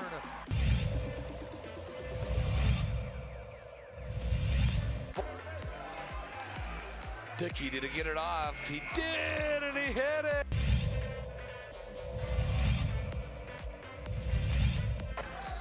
They're really... Oliveras. Wild three, and it hit.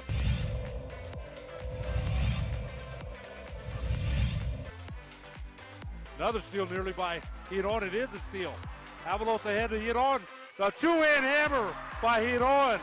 I knew he was going to put that one down.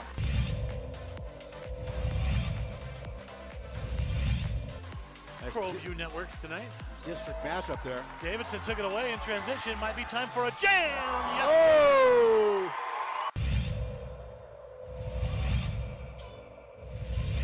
Big Barton, watch him, coach. Watch the inbounder. Dumas Sanchez in the corner. Back to Barton with 2.4 seconds left. Fires for the win. And he got it! It's good. Oh my God! On the last second shot. He did. Oh my God! Banks it in from 25 feet and watch the celebration right in front of us. What a shot by Barton. He was double teamed and somehow found a way to get it in. Ramos to Gaxiola, high window for the win. It's good. It counts. Gaxiola with the game winner for a Driscoll Heritage.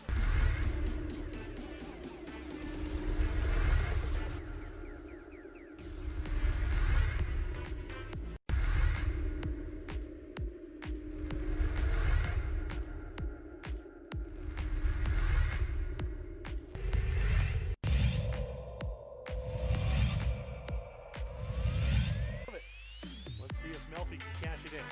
He's got some protection. Deep ball. Erickson's open. Touchdown, Monarchs.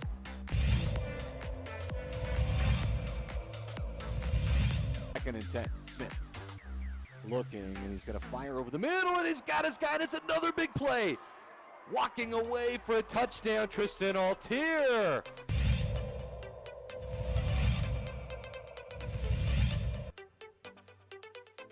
Hand it off to Chavez. Chavez breaking tackles. Look out. Chavez up the sideline. Stays in bounds. Touchdown. Volcanovis. That replay to get the measurement. I mean, Smith's got a fire on first down, and he's on the outside. There's a lot of room for Brad Thomas. A move, and he's set free. Dance into the end zone. Touchdown. So it goes.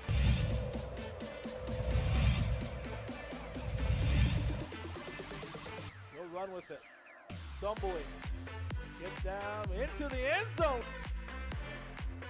And looking to throw it. And he throws it in the end zone. Caught!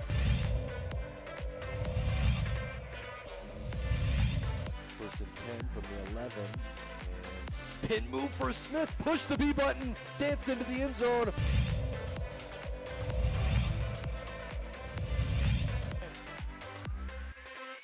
Throw it. Okay, here comes the rush. Step in. Currently in Houston. I don't know. And at some point, do you almost, I mean, you guys have a game in 16 days. At some point, do you almost have to operate like he's not going to be there for the 23rd? What was the answer? What did he say? That was the whole kicker, Micah. That was the whole point. No, I'm left guessing. That was Steven Silas. I don't know. All right, right then. At some point, do you almost, I mean, you guys have a game in 16 days. For some reason it cut out, do you almost have to operate like he's not going to be there for the 23rd? I don't know the answer to that question. I don't know. I'm kind of taking it day by day, and, you know, we operate how we operate. So, I don't know. Welcome to being an NBA coach, Steven Silas. Your best player's not there. He said also, quote, this is the Houston Rockets head coach talking about James Harden. There is no timetable as far as I know. It is a setback. You want your best player to be there, end quote. JJ, camps are open. League starts play in 20-something days. I'm sorry, in 2 weeks. In 2 weeks. James Harden is one of the best players in the NBA. He's the best player on that team. He's due, what, $52 million this year? No, he opted out of the 52. So he's only getting 40-something. Sorry. I guess, man, when you've made $40-something million for a bunch of years, what's another 40, right? Wouldn't it be nice to get to that point? Whatever, man. I don't need your $52 million. Like, wouldn't it be nice? I'm just going to grow my beard. I mean, you keep your $52 million. What's he trying to prove? Is he trying to force a trade? He's not going to Brooklyn, right? The Wizards are like, where else does he want to go? What's he trying to get done here?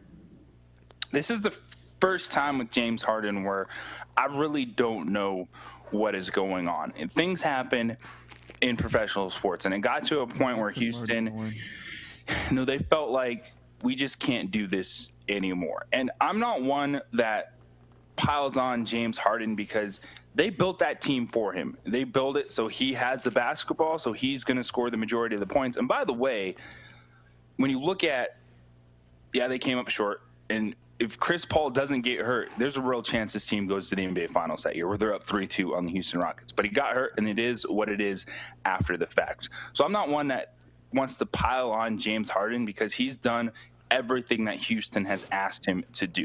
And I think, especially in the NBA, we get this narrative that if you don't win a championship, you're not a good basketball player or you can't work. And so why so many people don't like Russell Westbrook.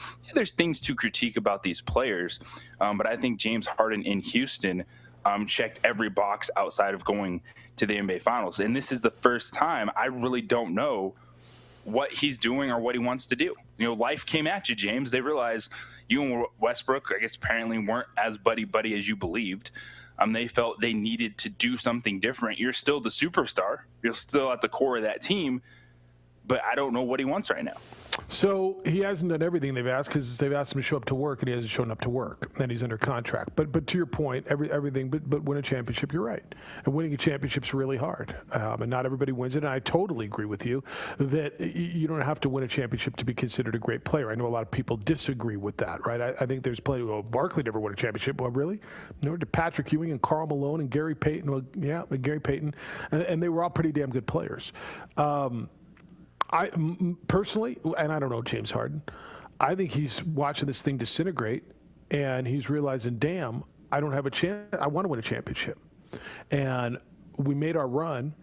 We just recreated what we're doing here. We can't win. I can't get by LeBron and AD. There's no way with the way we're constructed. I want a ring. I'm getting to the back end now. I'm not telling you he's done, but I think he started to realize I got one more run in me. Right? It didn't work in Oklahoma City, although it could have with him and KD and what they had going down there. And so he went to Houston. They built a team around him. It didn't work. They got a new coach. Would you say Houston's in rebuild? They're in retool because the most underrated trade of this offseason, I think has the biggest impact, is when they traded Robert Covington to the Trailblazers. Because if you run it back with John Wall, fingers crossed he's healthy, that team is pretty much in the same position. Like, they're good, but yeah, you still believe they're a step behind the Lakers, kind of who isn't right now in the Western Conference. I think trading Robert Covington was that, even with acquiring John Wall, was that piece if you're Harden looking at that roster going, well, what are we doing? Because Covington was a perfect fit for that team. Could get by playing some 5, but his stretch 4 is a 3-and-D type of player. So that's, to your point, I think where you start to see, like, wait, what is the future of this roster? You're telling me you want to acquire John Wall, but you send away a really good player to a conference rival. What are we actually doing here? So that's where I think he is. He's probably, and look, I'm never a big hold out guy. Do what you got to do, I guess. He's not holding out for more money. I think he's holding out for opportunity, but where's that opportunity? He tried to steer a trade to Brooklyn. That's not going to happen, right? I mean, do you see any scenario where that happens now? I don't even see how it's financially possible at this moment. Right. Okay. So now what?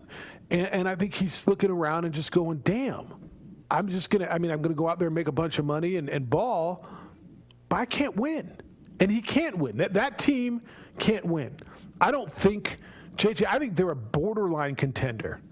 Like I think they're a lower tier playoff team.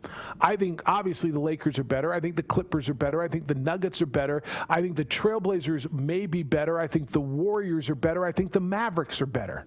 And the Suns might be better. Do you think I'm missing on any of those? Do you think I'm overplaying any of those before the Rockets? I don't even have them in contender status. I have them in playoff status. Right, playoff contention is what I mean. Lower tier playoff contention. And so he's looking at it as like, damn, I'm an MVP in this league. I don't have a chance to win a championship. I'm going on the back end of this thing, and I want a chance to win. KD's got a chance to win. LeBron's got a chance to win. Giannis has a chance to win. All these dudes, Kyrie's got a chance, and I don't, and I want a chance to win. I think that's what he's doing.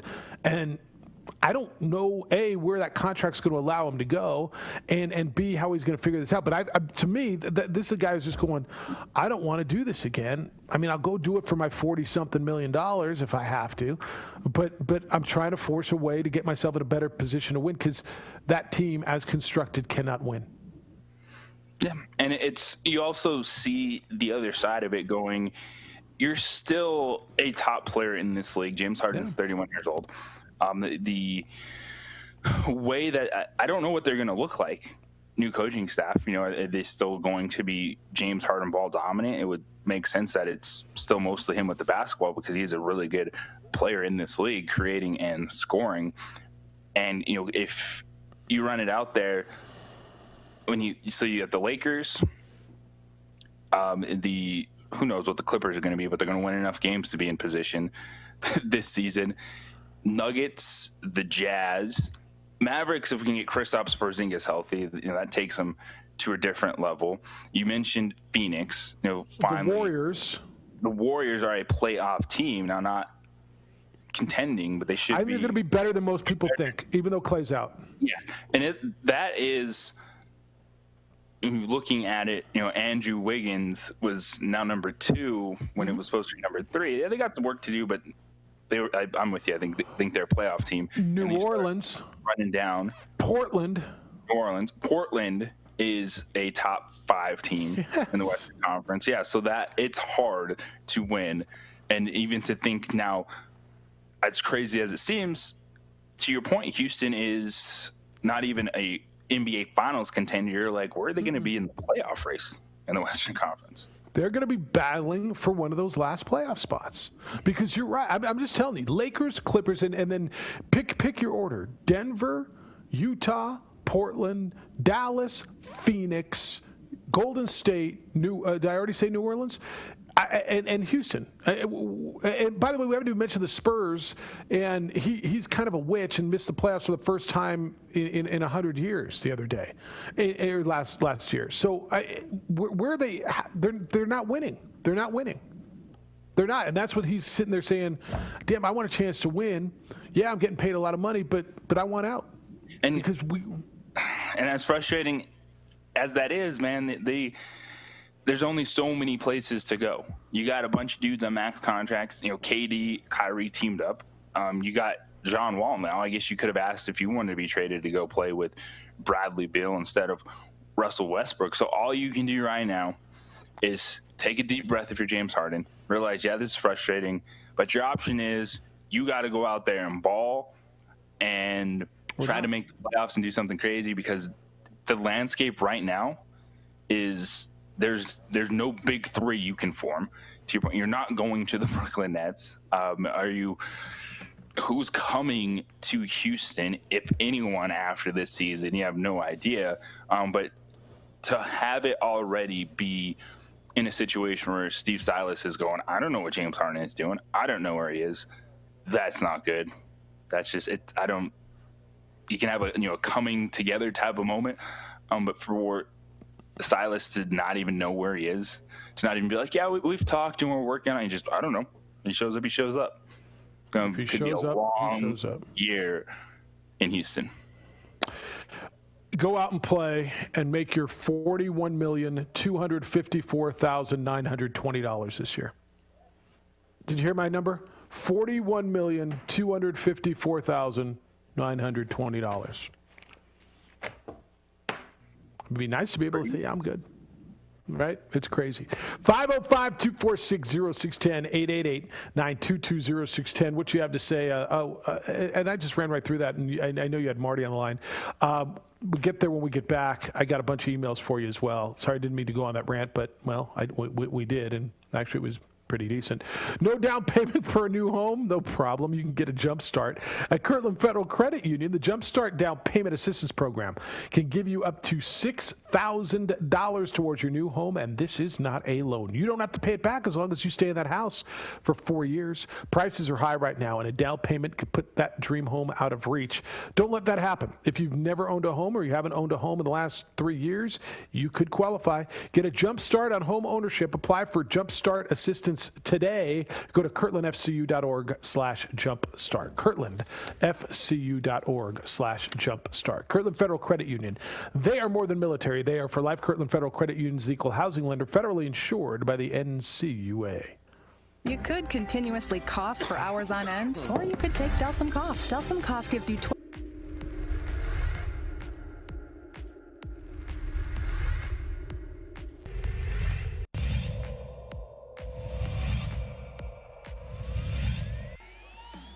To shoot. They'll get one off, and it'll count high off the window. Oh my gosh. There's the long three. Boom. Bang.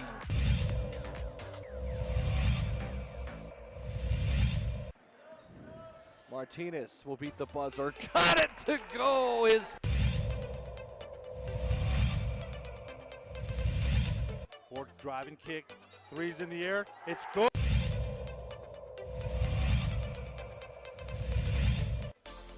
Nice pass on the nice block by Hernandez Crawford.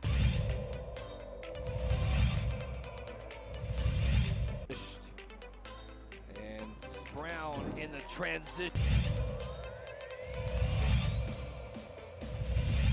But why not, Steve? Is Corbalan's going to go and he puts it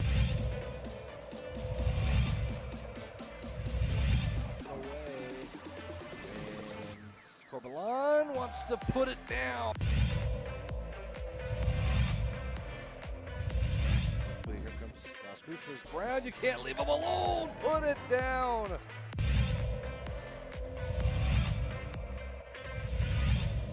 Gershon in transition. 3-on-2. Gershon going to go all the way. Oh, Morgan.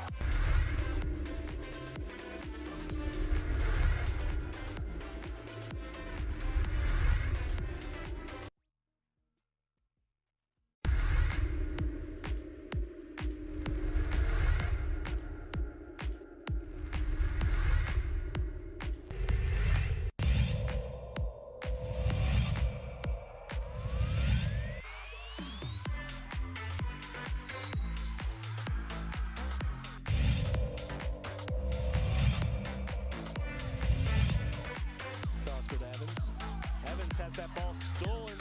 Jeremy Segura. Over dribble, spin cycle, up and under move. What a pass, wrap around pass. Harris, Legate, the long bomb, 3 ball.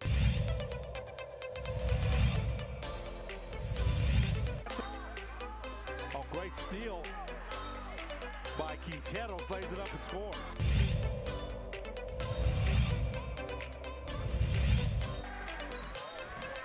A little jump step in the... And look out, here comes Agbayosi. Crawford set.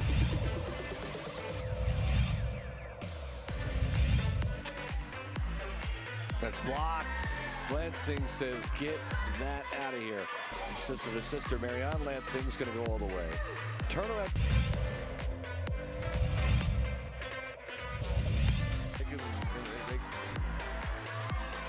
Ramos, pump fake. Everyone bites. Ramos hits.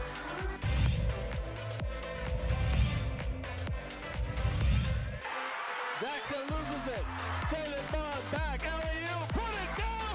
Dunkalicious. How about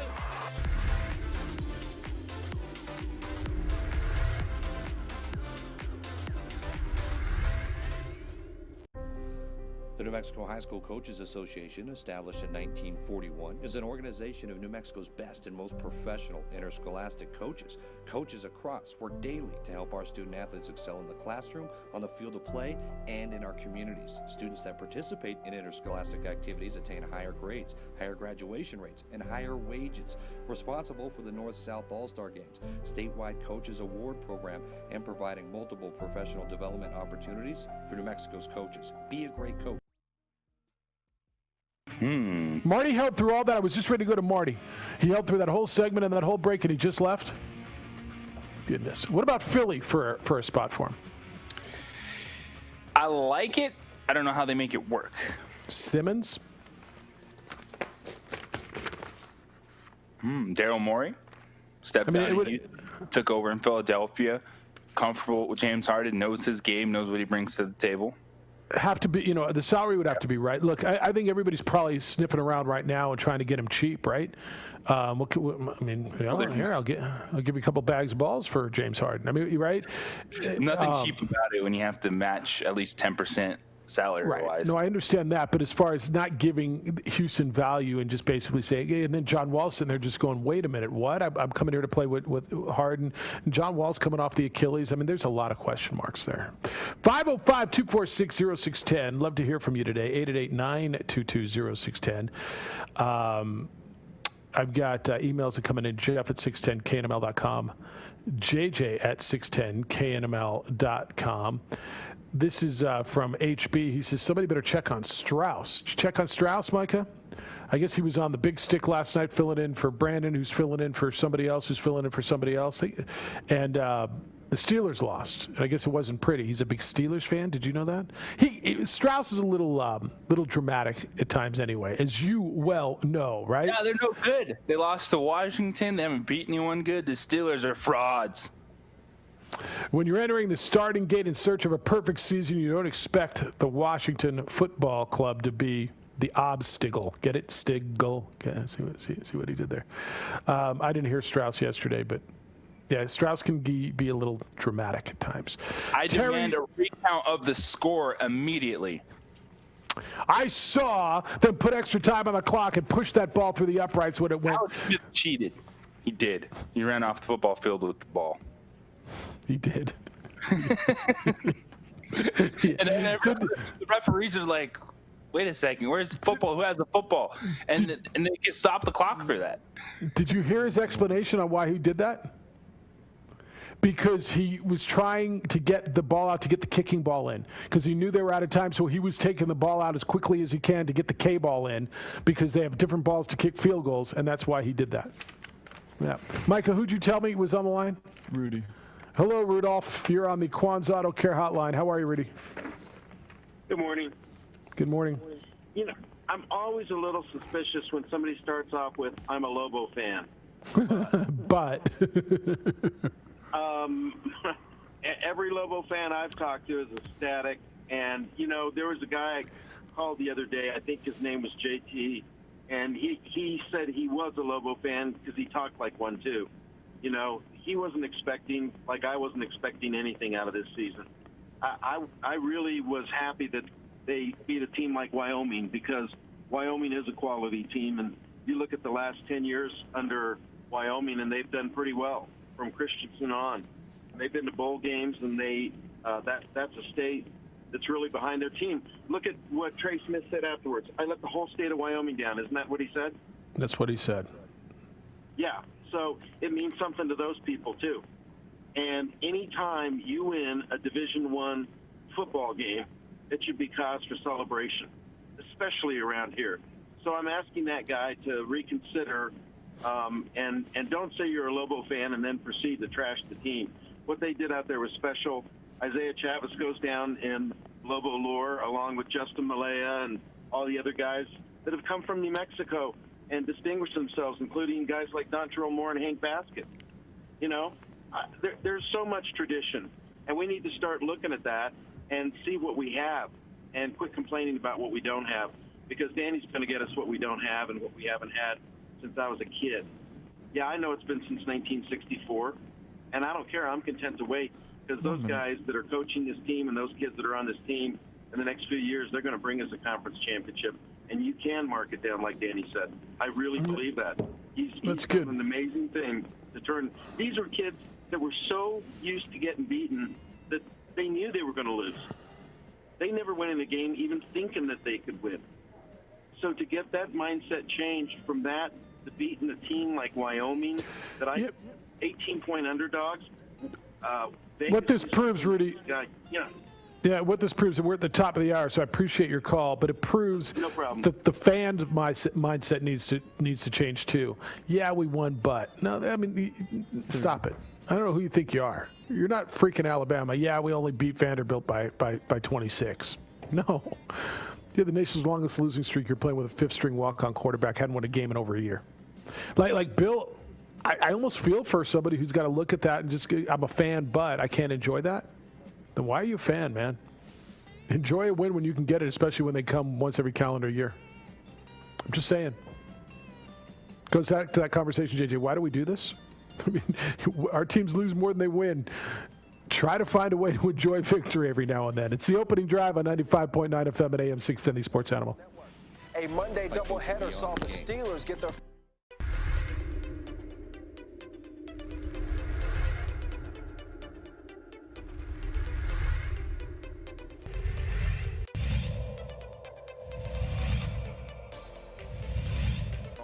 Lovato driving. They're going to count it.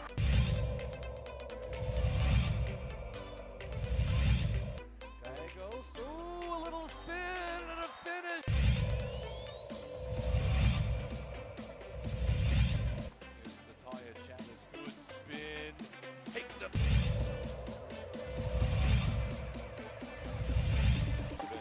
Here's Ramos. Nice jump stop through the...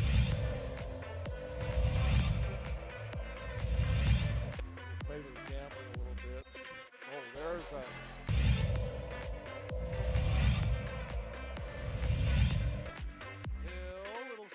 High window.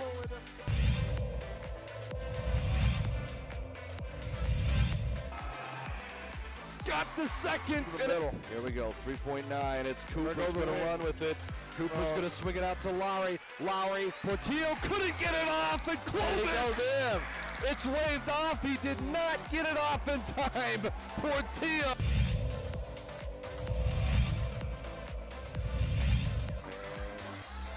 Reverse layup. Gallegos spins, window, finishes.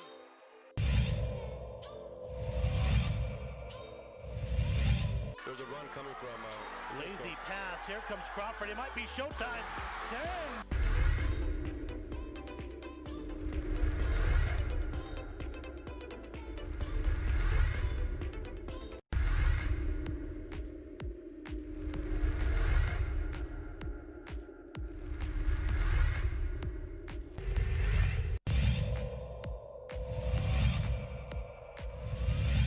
Played over to Madrid. Plays it across the box off the dasher. It's settled. Shot on by Garcia.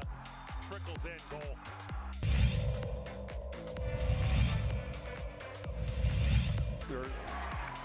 Chavez blocked at the rim.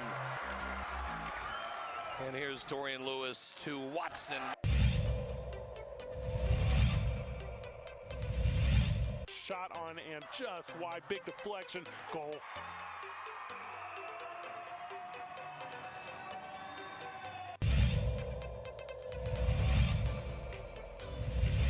With his first field goal.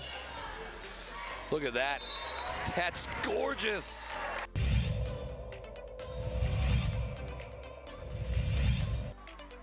Not a game you can go have 25 turnovers in and win. Get that out of here, Watson says. Here comes Hodnett all the way. He's blocked in return.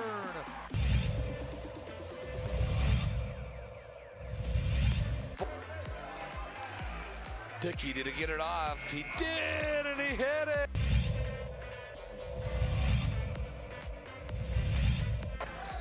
They're really...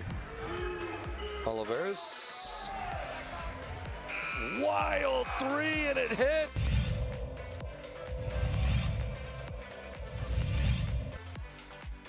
Another steal nearly by Hidon. It is a steal. Avalos ahead to Hidon. The two-hand hammer by Hidon. I knew he was going to put that one down.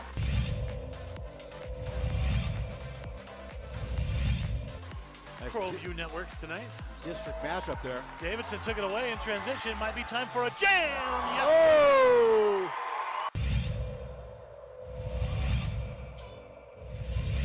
Nick Barton, watch him, coach. Watch the inbounder.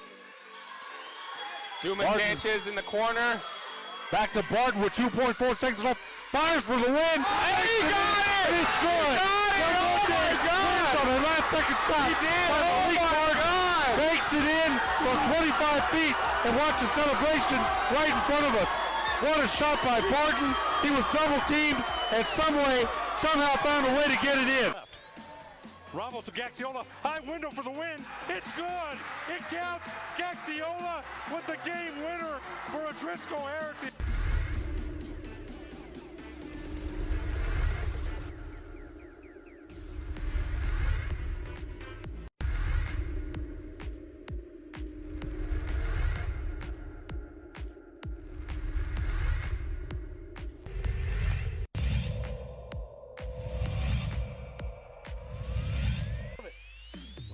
Melfi can cash it in. He's got some protection. Deep ball. Erickson's open. Touchdown, Monarchs.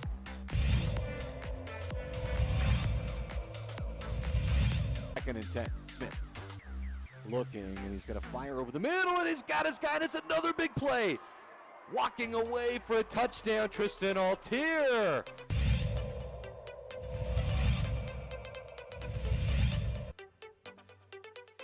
Hand it off to Chavez. Chavez breaking tackles. Look out. Chavez up the sideline. Stays in bounds. Touchdown. Volcanovic. That replay, I got you. Measurement. I mean, Smith's got a fire on first down, and he's on the outside. There's a lot of room for Brad Thomas. A move, and he's set free. Dance into the end zone. Lobo basketball looks like they've got a place to play and maybe even a team against whom to play. Aggies, man, this is going to be the week that was. This could have been such a special week for New Mexico State basketball. But the COVID hit them. They will not play Santa Clara. They will not play Cal Poly San Luis Obispo. And they will not play Arizona this week on Saturday. Instead, Arizona has rescheduled UTEP in their place, which has to hurt even more. It's the opening drive. Welcome to our day. You're listening to us on 95.9 FM and AM 610, the Sports Animal. Also watching us on the ProView networks where Jay Pohl and Alden, Sumden, not Sumden, but Alden is producing. Micah's on the radio side. 505-246-0610 is how to get in today. We had two NFL games last night. JJ, Washington beat the undefeated Steelers. Undefeated no more, 23-17. And Buffalo's Bills, the Williams, beat the 49ers, 34-24. Gopher is in on Sean's New York Football Jets. Of course, yesterday the Jets fired Greg Williams, their defensive coordinator, after he called an all-out blitz in a Hail Mary situation that cost him the football game. Gopher says, what's the big deal on the call, Jeffers? How many times on the OD have we heard the prevent defense only prevents you from winning? I have no problems being aggressive on that last play. Okay? Gopher, the only thing that hurts you is a 43 yards, 42, whatever it is. You can give up a 45-yard pass. All that hurts you is somebody getting behind you. And you're putting a rookie cornerback in a one-on-one situation against a guy with world-class speed on the outside with no help. What's the issue? You sent everybody, didn't get to the quarterback, and got beat over the top. The only way, well, let's say there could have been a penalty, but the only way you get beat. It's not like his defense has been killing it all year, by the way. They're 0-12. I guess if there's a sack on that play, if they sack Derek Carr, and Greg Williams, aggressive defense, and he brings the house. No. I imagine that works, right? Works or does not work out of 100 times is whatever is going to be remembered in the situation. And right now, for an 0-11, 0-12 football team. Where are they? I don't even. They've lost 12. A ton of games. 0-12. It not working matters. And so, how about this from Adam Gase yesterday? Talking about the firing, etc. He said he wasn't happy about Greg Williams' blitz call at the end of the game. And he said, why didn't he overrule it? Someone asked him that. And this was Adam Gase. Quote, I mean, I wish I would have. I wish I would have called a timeout, but I didn't. Like, isn't that the story of their season? Like, yeah, I wish you could coach better, Adam Gase. I wish you knew how to manage talented players, but you don't. Like, Adam Gase makes zero sense to me. How the New York Jets were like, you know what? This guy who did nothing in Miami, everyone is better after him, is going to be our head coach because he happened to be an OC with Peyton Manning. And I really don't think Adam Gase had any great bearing on Peyton Manning at that point in time with who he was. Just bizarre. And it just keeps getting worse because he just keeps digging that hole deeper and deeper and deeper. At least he took responsibility for it. Kind of. Said, well, I wish I would have. I mean, no, I was distracted, or I was looking at the girl in the stands, or I was wondering what we were going to drink to celebrate tonight, or where my cigar was and how I was going to light it, because they say there's no smoking inside because it's dangerous, and with COVID, I mean, where's my victory cigar? Sitting there like, yeah, I wish we wouldn't have hired you either, Adam, but here we are. Yeah, we still have you. Edward, good morning. You're on the Quan's Auto Care Hotline. Good morning, sir. It's always an honor to be on the Quan's Auto Care Hotline. Thank you for having me. Today's a good day to celebrate, but just a few thoughts about the NFL in general. I watched the coach from the Washington football team, Ron Rivera, and we talked about this a few months ago when the season was starting. Just the chaos that gentleman has had to overcome with the organizational chaos, the goofy owner, the name change and everything that comes with that. Then he has some personal cancer issues that he's had to overcome. And for him to get that young team, then he loses his starting quarterback. Then his quarterback that's currently playing had a career-ending leg injury, not even an injury, just a decimation of his leg. And he comes back, and he's probably the lead candidate for Comeback Player of the Year. He's the only candidate. That he should be Coach of the Year. What a stellar job. The other thought about Washington football team, and I thought about the Cowboys, and I know Cowboy fans still have this hope that they're going to win the division. I watched Chase Young last night at Ohio State, the number 2 draft pick last year. The Cowboys haven't had a defensive player like that probably since the guy that left them and played for the Broncos and won the championship, JJ, I think is Ware, DeMarcus Ware. DeMarcus Ware. My advice to Cowboy fans would be root against your team. Finish with one of the top 3 picks and go get yourself a defensive impact player if you don't draft another quarterback, which I think they should do. But I watched that game, and I'm like, the Cowboys don't have a singular player on defense, and maybe not even on offense, as good as Chase Young. And I wish the Patriots, I was rooting against them actively all year to lose out. And now they're 6-6 and have a chance for the playoffs. But just an interesting observation. Yesterday I called and said this league in the next 4 weeks might flip upside down. The Steelers, who in some capacities are a little bit of a paper tiger, they have a very dynamic passing offense. They can't run the ball for crap. If you can't run the ball in critical moments, even as great as Kansas City was last year with their dynamic quarterback and their receiving core, in the Super Bowl, they made a big play on offense with a big pass, but they ran the ball and essentially won the game by running the ball. If you can't run the ball in the playoffs, then your chances significantly drop. And I just don't know. They may not win a playoff game.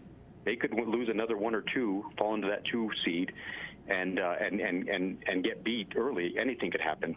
And I think that remains the case for almost every. If they lose to Buffalo next week, that 2 seed's up for grabs. Indeed. Because Buffalo will have the tiebreaker round for the 2 seed, and there'll be a game behind them. You're right. The third observation real quick is this is how quickly it gets away from you, the NFL. When my son and I ventured to Minneapolis, Minnesota, and watched that great game where, Philly pulled a huge upset and went basically every trick play under the sky and played, with going for it on 4th down a few times and won that Super Bowl. Here we are 3 years later. By the way, they erected statues. Their coach writes a book. They're jumping around in their dog face masks and their clown suits. Kelsey has his clown suit on, and I get it. Great win. Here we are 3 years later, and they're in no man's land. Wentz has lost all his confidence. Their offensive line is in shambles. They're probably going to fire their coach after winning a Super Bowl, which they begged for decades. And they'll all tell you it was worth it. They'll all tell you it was worth it to win a Super Bowl. Absolutely, Jeff. You're right. It's all worth it, right? And that's how quickly it gets away with you. And it just reinforces my opinion that when you're forming an NFL team, you essentially have a 3 to 4 year window with that core talent, and then you have to basically rebuild. There's a few exceptions, and we know what they are, but you get a very small window. And then you essentially say, okay, well, let's scrap this and let's just move forward with a different plan. There's some sustainability, like with the Steelers, they have a great sustainability, and of course the Patriots with their sustainability, and we've seen other exceptions. But for teams that just medal around 500, scrap the plan, lose out, get yourself a great draft pick up another quarterback if you're the Cowboys, and move forward. So I don't know. I just some observations I had last night, but that's good. Who are the Lobos going to play? Are they going to play Soldiers of Christ, or who's on our schedule this week, Jeff? Are you going to basketball? Are you talking about basketball? Yeah, are they playing Soldiers of Christ this week, or? I believe it'll be Lubbock Christian. Oh, I was close. Anyway, I hope you guys have a delightful day, and thank you for letting me share a few thoughts. Good day, sir. 505-246-0610. You think the Cowboys should scrap the Dak thing? And because I don't. They got their quarterback, pay your quarterback, and move on. You're still going to get a pretty decent draft pick, and you can get a defensive enforcer and pay Dak. Yeah, I'm still all in on Dak Prescott, even coming off the injury. He's proven that he can be a franchise quarterback. There's a lot of things that you need to work out. And Edwards' point on windows in the NFL is right, but it's – I don't know, like Philadelphia, you're not changing any of that. Like, that was amazing. You're going to wear the dog mask. You're going to wear it. You're going to own it because Nick Foles beat the great Tom Brady. It happened. Right. Deal with it. Now they're definitely in a bad place. Sean on the line. But you got that. Yep. All right, got a break. 505-246-0610. Back to the phones if you want. I want to hear what you have to say.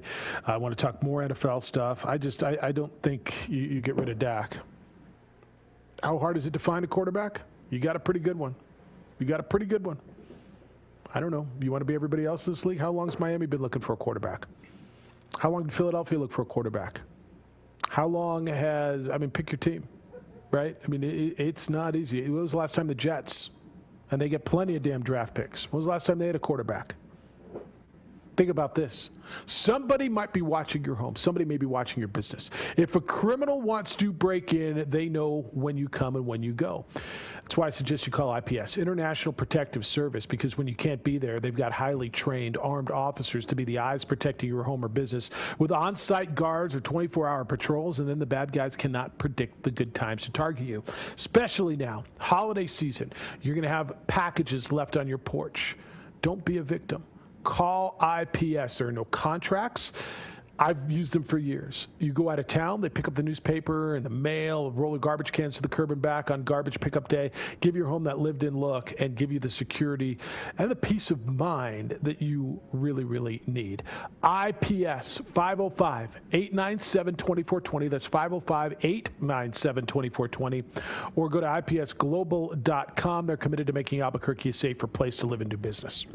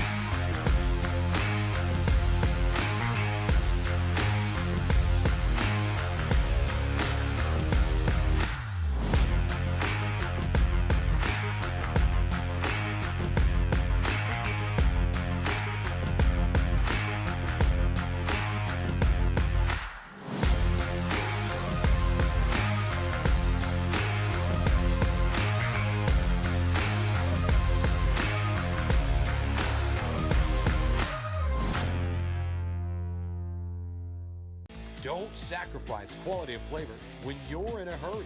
Golden Pride offers ribs, fried chicken, green and red chili breakfast burritos, and Frontier Cinnabons.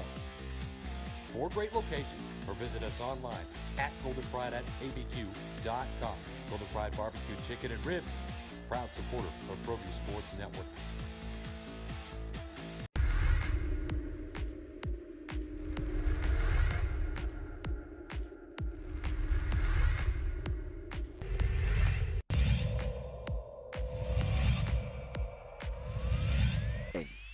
Call it as Javi's looking, and he's got a guy wide open, and it's Gay, and he's gonna walk into the end zone. But he did a good job with it. First and goal, it's Chavez to the middle, and Chavez stops. And Stevens in motion. On the handoff to Mitchell. Look out! Oh, see you later. Take it to the house. Fly. Cardinals fly. To the other side. Provide some protection. And off to Webskowski again. Look out. See you later. Good night. Touchdown. Webskowski.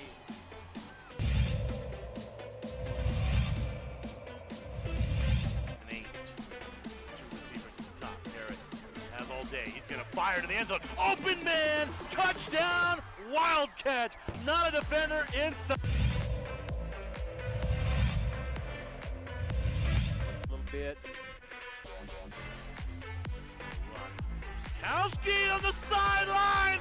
Hasta mañana! He's off to the races! Touchdown! Clovis! Albuquerque this afternoon. 34-24. Rancho late in the third. How about this run? Nice play. Dickerman, he's still on his feet. Touchdown, Wolverine.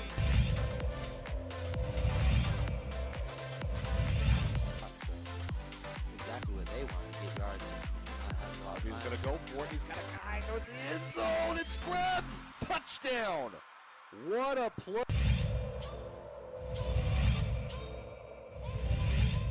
And long here for the Storm.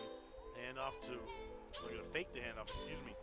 Davidson on the deep ball. He's got some space, and it's caught. Still on his feet. Touchdown, Storm. Wow. Santa Maria.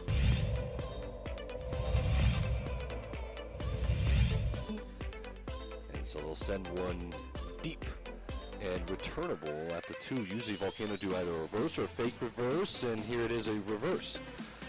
And a move to the outside. There is a lane. Look out! Shot out of a cannon. Rodriguez is going to take it all the way.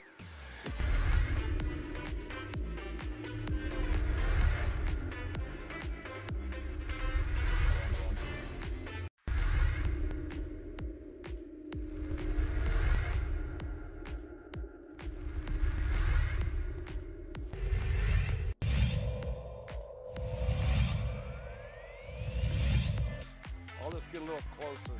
Oh, instead it's a gorgeous pass. Here's what he'll just shoot it. He's going to go all the way. He's going to fire at the buzzer, and he hits.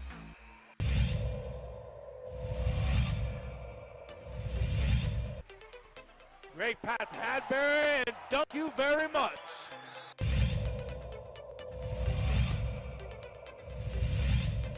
Tie in the district. Inside.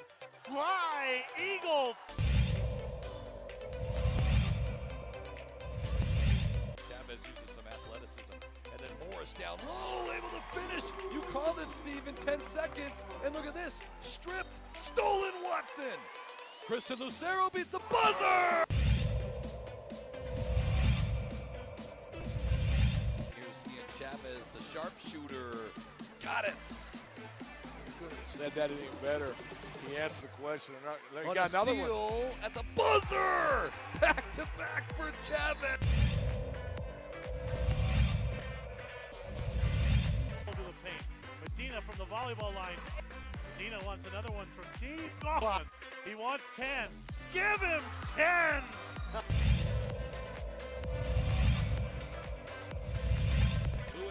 Watson. He's going to finish. One-handed slam.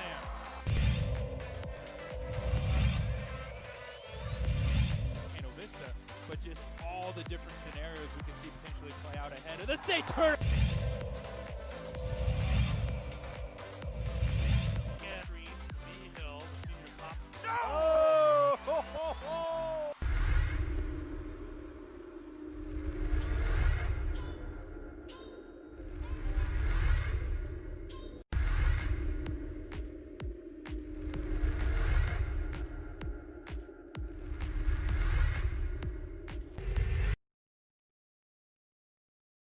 It's like that's why that play works a small percentage of the time. Sometimes Nuke Hopkins or Gronk comes down with the ball.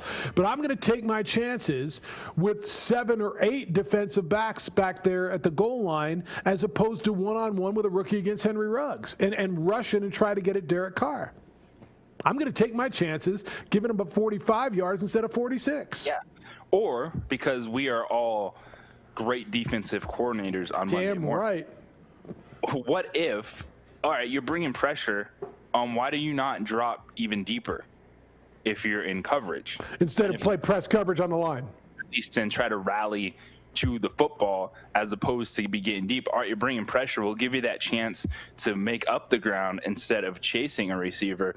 And what has gotten lost, because it's piled on the Jets, and rightfully so, that was an impressive throw by Derek Carr, where he didn't go left, he didn't go right. Pressure came, he went up in the pocket, and it was almost like a jump throw, which was right on the money to Henry Ruggs, who already in that game had a football go through his hands that was picked off, had fumbled, and then makes the game-winning touchdown catch. I like me some Derek Carr, man. I really do. I'm sure Sean doesn't. Sean, good morning. I mean, I don't know. Do we evaluate that? I'm going to guess you've thought about it once or twice since. How you living?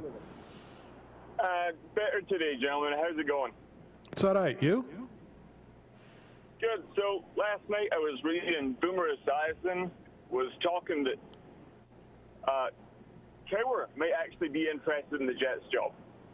Cowher? Someone being interested in the Jets job. Did you say Bill Cowher? From coaching, but he was a great coach for the Steelers. He handed Mike Tomlin a complete team. I'm excited as a Jets fan. Yeah, I mean, that's interesting. I don't think you forget to coach. I don't know how hungry he is to coach. That's a hard job, man. But you're going to get a new quarterback, probably Trevor Lawrence. I think there's some talent there. Yeah, give me somebody. I mean, if I'm you, just give me somebody who's competent. That's all. Someone competent is all we can ask for at this point. Yeah, but give me somebody competent. I played the most amateur ball back in Scotland. Shout out to the Glasgow Tigers. Shout out.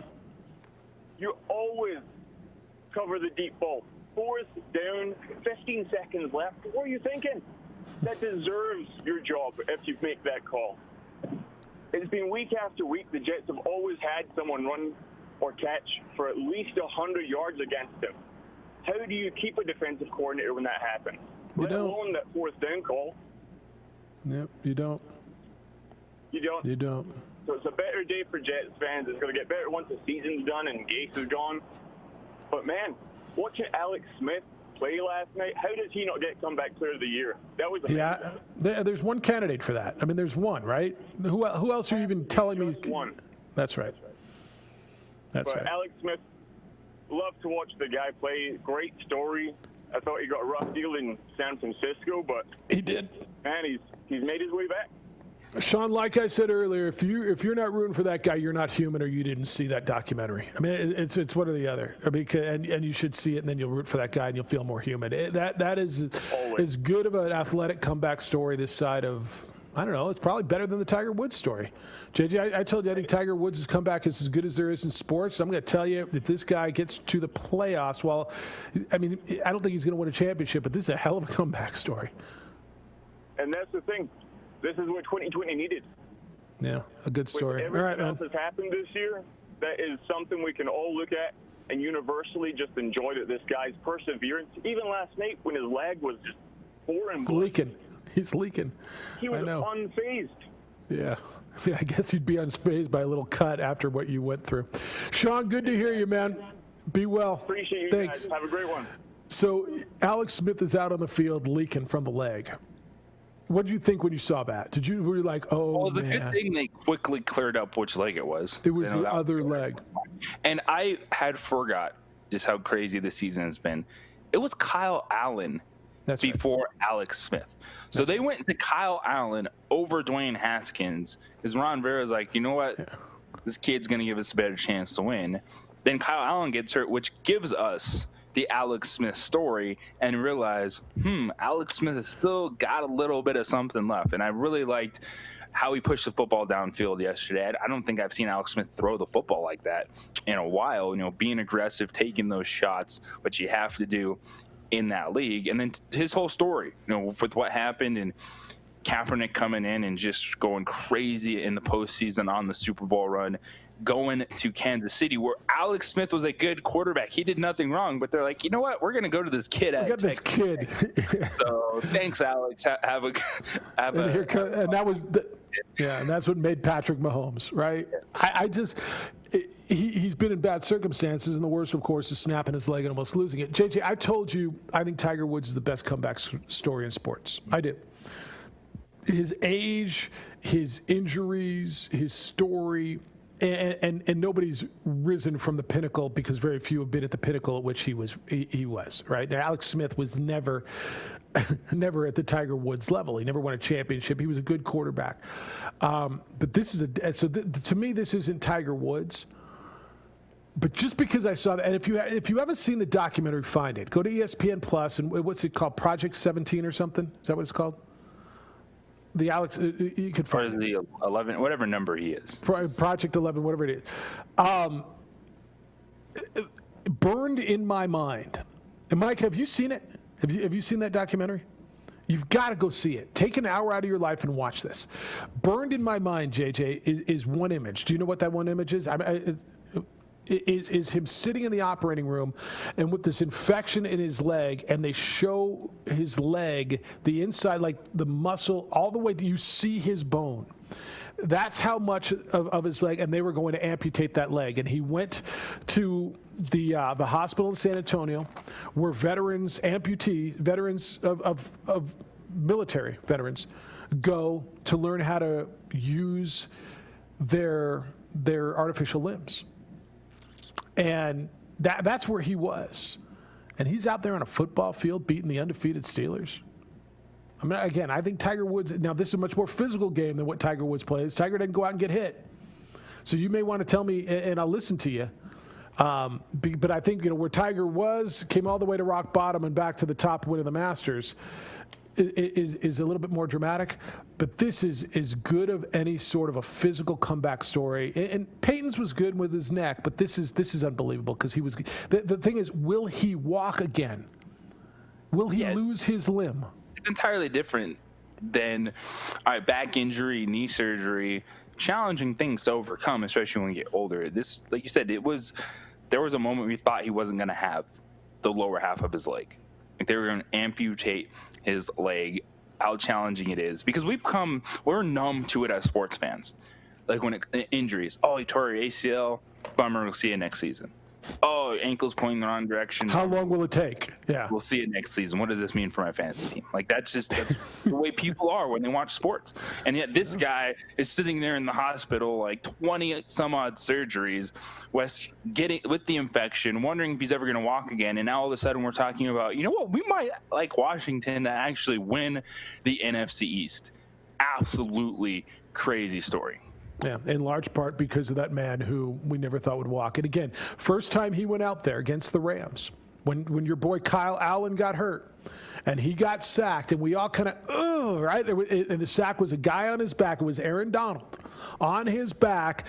And can he support the best defensive player in the league is that leg going to snap? And he got up and jogged off the field, and now here he is winning football games. I think Aaron Donald, after the fact, was just like, we're okay. Damn, did I break that man again? Yeah. All right, we're coming to you when we get back on the opening drive on 95.9 FM and AM 610, the Sports Animal. In the wake of COVID-19. Moreno extra pass. And Watson.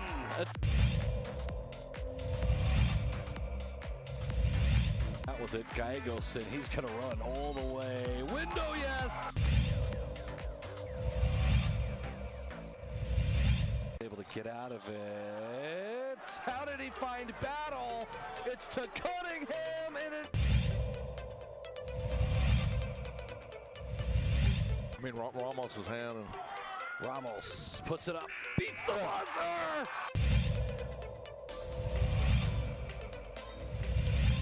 Boy, Jefferson wide open. Jefferson to Daraji! Into Watson with the jam!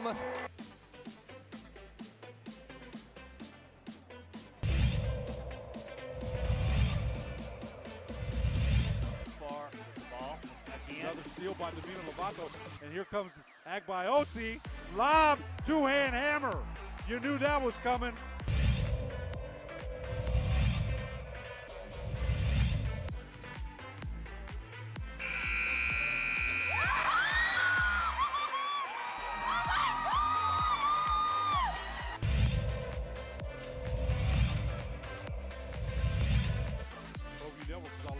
Heck about the lob, tag by Osi, the one-hand hammer.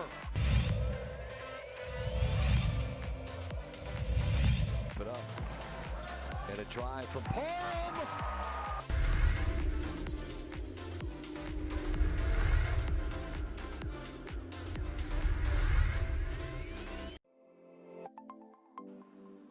Get into the game with Garden Swartz Team Sales.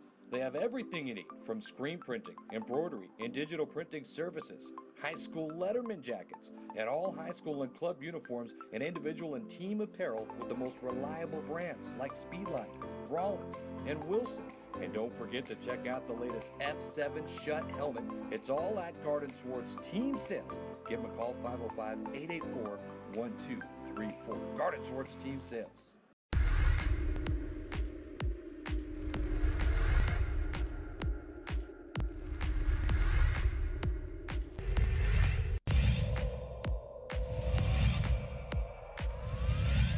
Creates space. He gives it off to Rivas for the three, and he buries it. They'll be coming in soon. Double quick set for Avalos. Goes to the right. Avalos puts it up high. Window. Scores it as foul.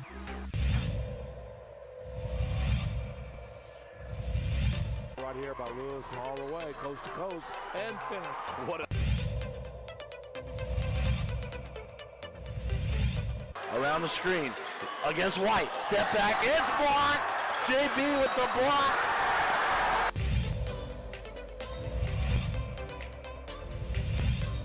In transition. Ahead to hit on. Hit on for the two-hand hammer. Minutes to go. They've got a shot. They have a chance. And it's put up. And it's good. What a three that is by Jalen.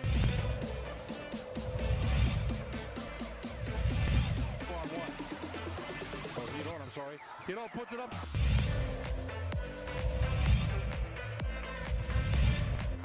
Rebound Cowboys. Right side David Hall. Thank you very much.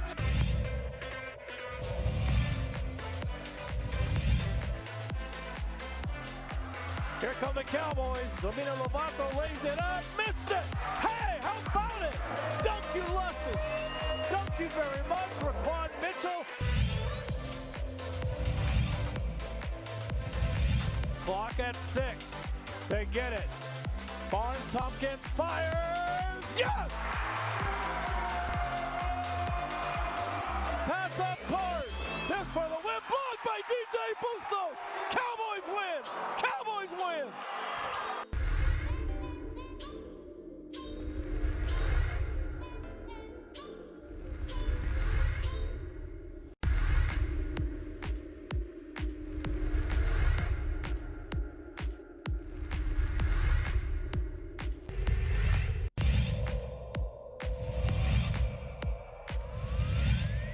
Second field goal, he's got 4 points.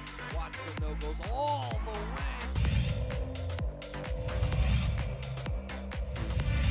Hit the deck, I should say. Cordova tried to throw it off Romero. A three for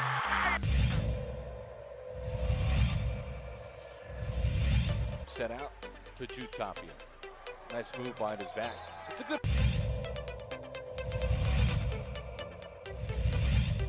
Here's Ramos. Step back. High arcing. Twine.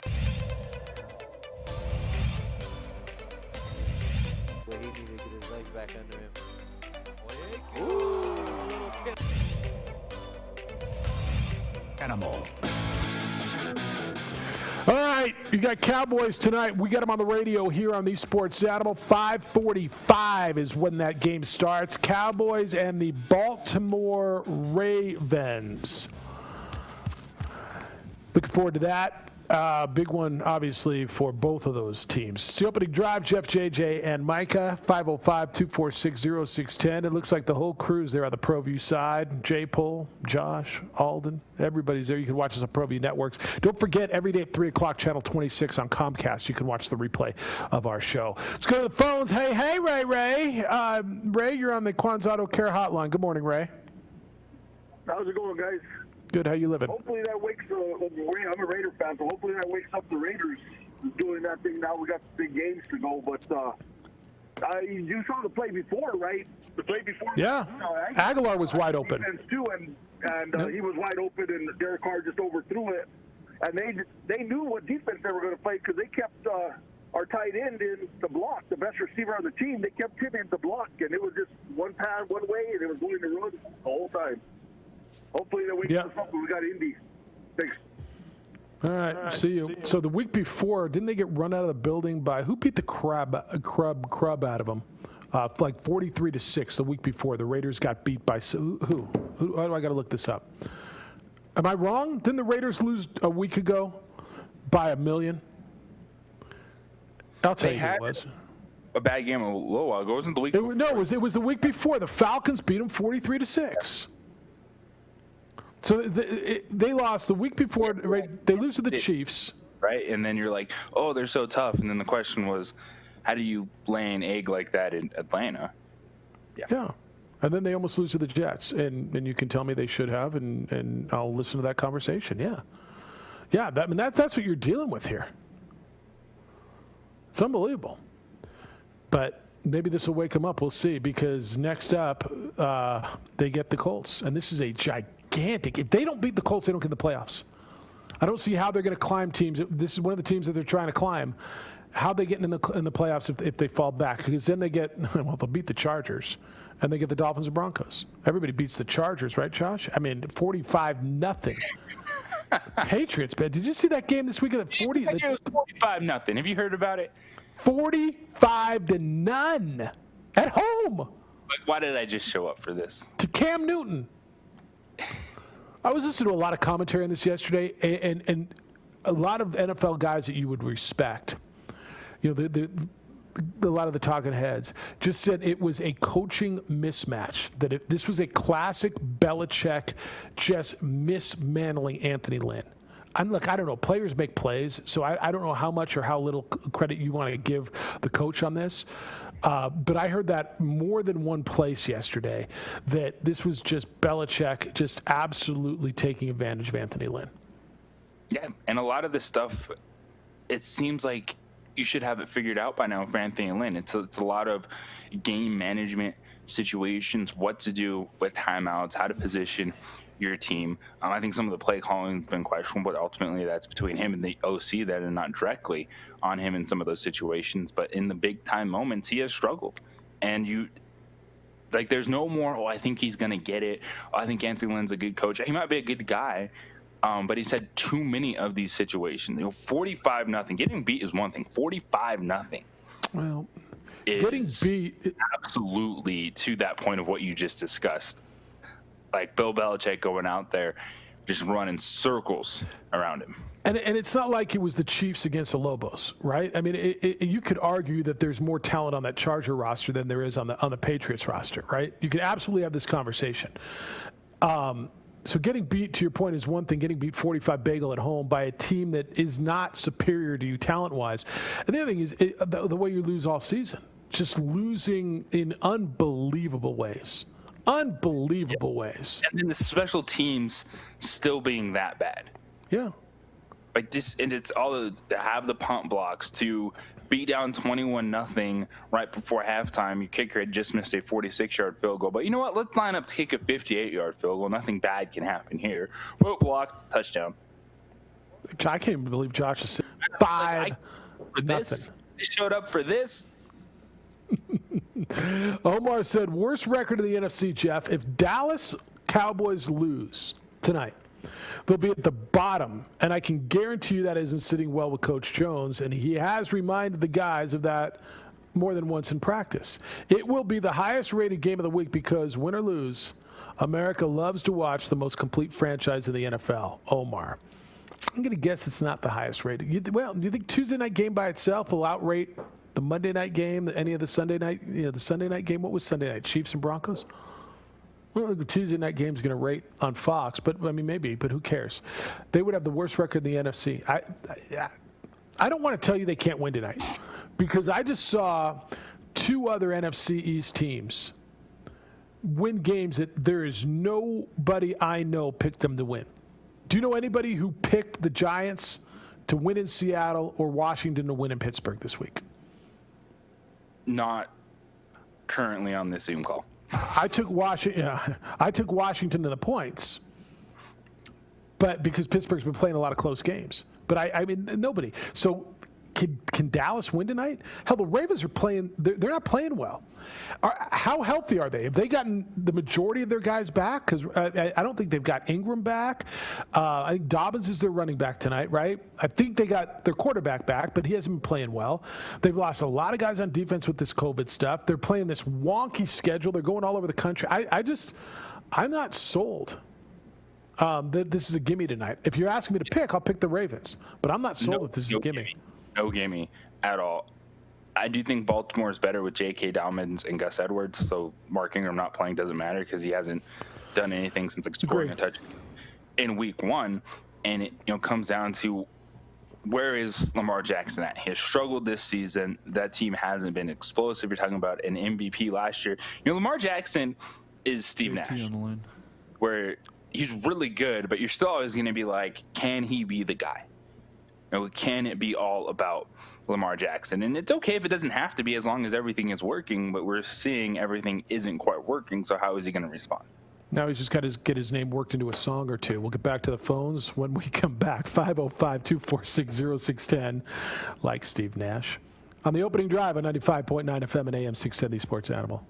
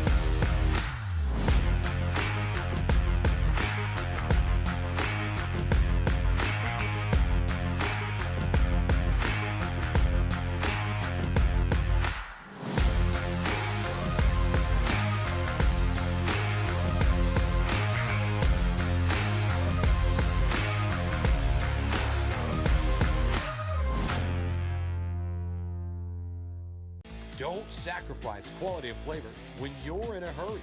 Golden Pride offers ribs, fried chicken, green and red chili breakfast burritos, and Frontier Cinnabons. 4 great locations, or visit us online at goldenpride@abq.com. Golden Pride Barbecue Chicken and Ribs, proud supporter of ProView Sports Network.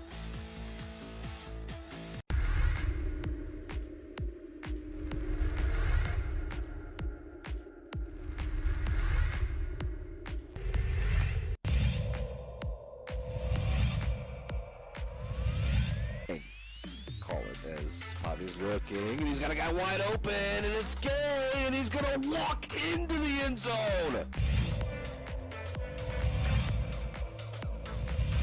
But he did a good job with it. First and goal. It's Chavez to the middle. And Chavez stops. Stevens in motion. On the handoff to Mitchell. Look out!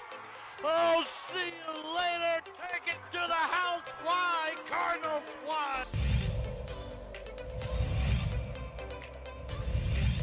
To the other side. Provide some protection. And off to Webskowski again. Look out! See you later. Good night. Touchdown. Webskowski.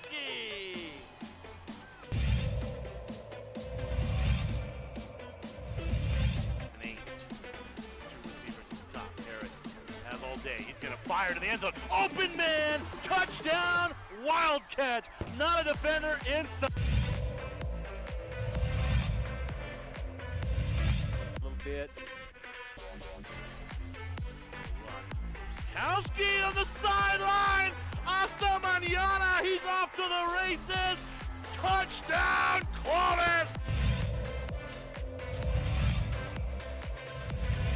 Albuquerque this afternoon. 34-24. Rancho late in the third. How about this run? Nice play. Dickerman, he's still on his feet. Touchdown, Wolverine.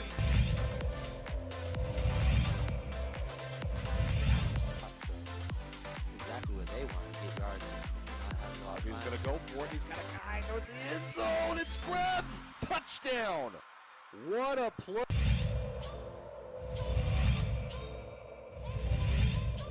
Long here for the Storm.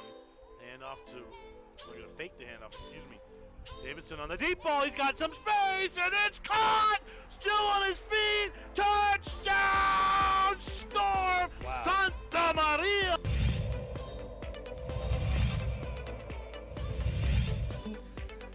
And so they'll send one deep and returnable at the 2. Usually Volcano do either a reverse or a fake reverse, and here it is a reverse. And a move to the outside. There is a lane. Look out! Shot out of a cannon. Rodriguez is going to take it all the way.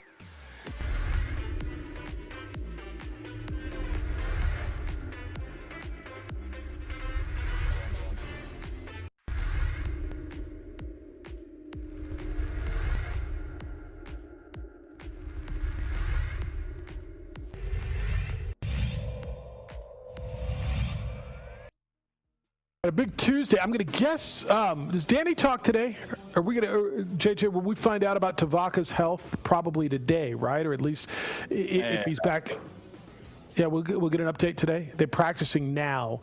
I hope you enjoyed Brandon Shook, or at least I hope you heard the conversation with the Mountain West Conference Player of the Week on the defensive side on our show earlier today. If not, it'll be on our Facebook page, The OD in the AM. I encourage you to go take a look and listen there. Of course, you can watch our show every day, courtesy of ProView Networks on our Facebook page, and of course on ProViewNetworks.com. Jeff Siembieda and JJ Buck on it's odd, huh? It's not Maction Tuesday. It's an NFL Cowboys Tuesday. Why not? Why not? Every day of the week. Isn't that the truth? All right, this is from who sent me this? I got this email. I don't even know who it's from. It says, look, Fresno Isotopes, Jeff, what? Look, I found this buried gem. He says, what are the alternatives for Fresno, ? Realistically, none. Fresno could turn down, we're talking about minor league baseball here, right? Is there a fight to keep the Fresno Grizzlies from being demoted out of AAA? Fresno could turn down Major League Baseball's offer and go dark for next year, 2021, and work to find a new parent club down the line. But paying a lease of the ballpark would be expensive, and there's a huge chance nothing would be different in 2022.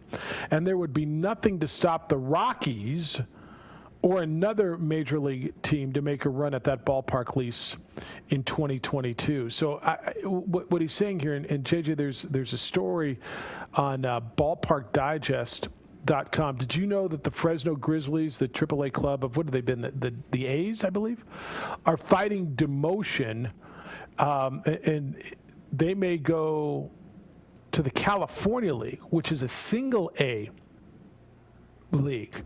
Had you heard about this? And what they're saying here is, look, if the Isotopes can't play, and everybody else can, with the Rockies maybe utilize Fresno. I didn't hear about that specifically, but I have been seeing how challenging this is going to be moving forward. You have teams that are actually trying to sue their former parent clubs because they were left out of the reconfiguration. There's a lot of stories like that across the board where teams were potentially being demoted or even outright not a part of the Major League affiliation moving forward. So they're talking about moving to the California League because there's no Major League team expressed interest in playing in Fresno on the AAA level.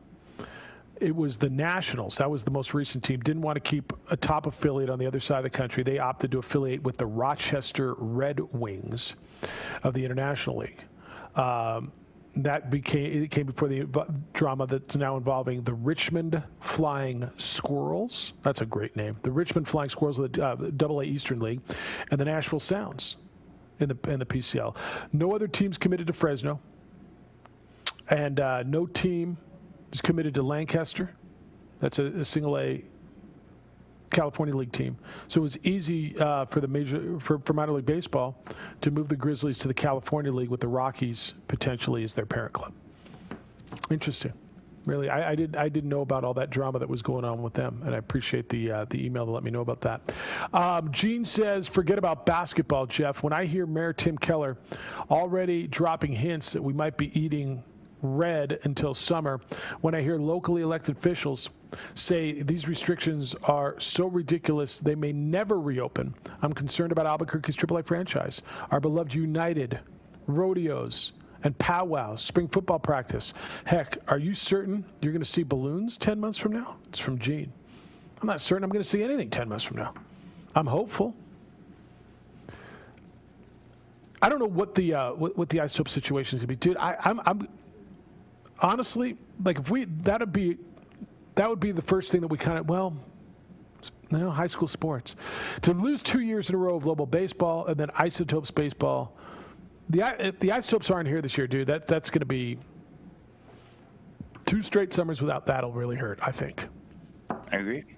It's also one that model is you need fans. Like, fans have to come back. Like, it's game day revenue. It's how these things work. And I still think it's going to be some time until we see full stadiums. So I think limited capacity is still going to be something that goes on for a while, but especially sitting here in New Mexico, let alone thinking, hey, is a team going to play here? It seems so far off to even think about limited capacity. What about United? I mean, that season typically starts in March, right? It's not going to start. They're not. The whole league is not starting in March. So what are we looking at? They're thinking May. So they've pushed it back a little bit as a whole league. Okay. Dan said, if I was Micah,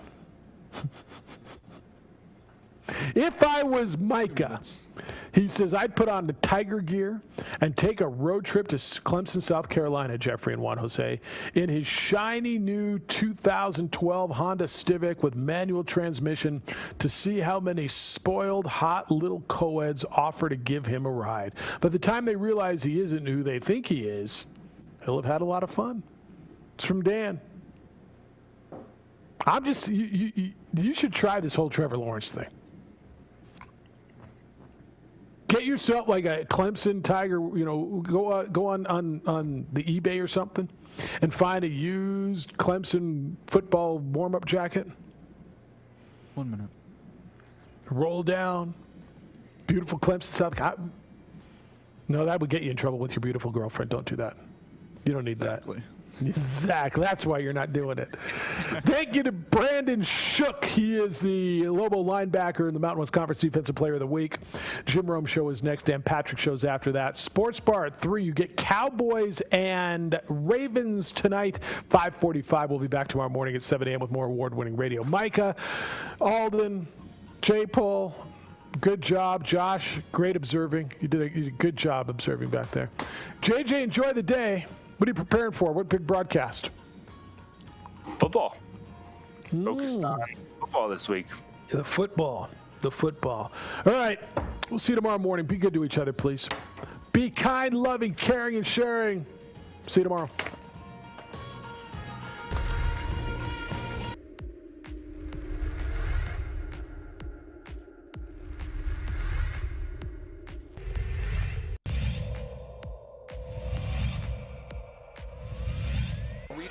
Moreno extra pass. And Watson.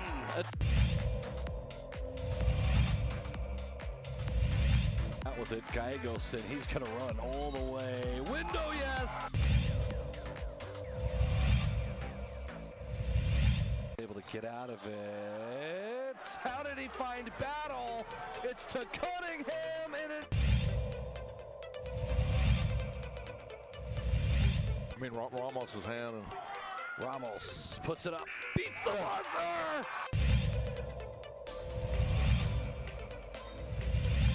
Boy, Jefferson wide open. Jefferson to Daraji!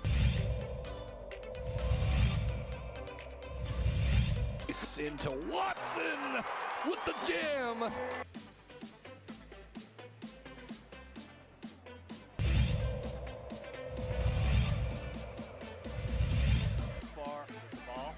Another steal by Domino Lovato, and here comes Agbaiosi.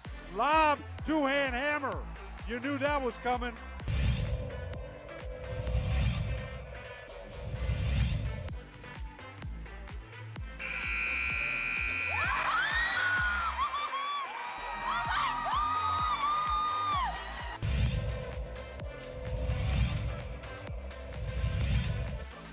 Devils is all over the place. Heck out the lob, tagged by Osi, the one-hand hammer.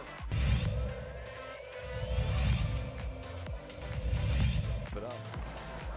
And a drive from Parham.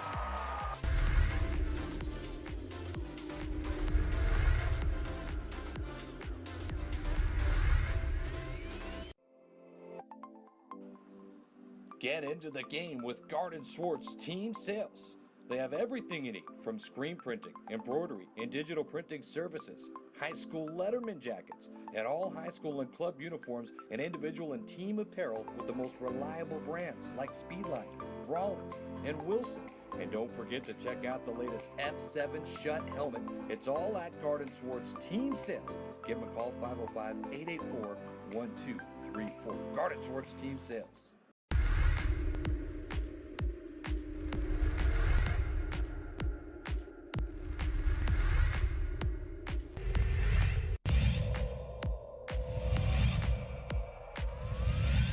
Creates space. He gives it off to Rivas for the three, and he buries it. Gonna be coming in soon. Double pick set for Avalos. Goes to the right. Avalos puts it up high. Window. Scores it as foul.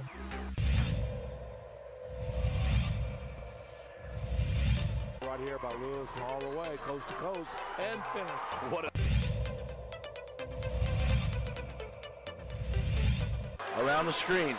Against White. Step back. It's blocked. JB with the block.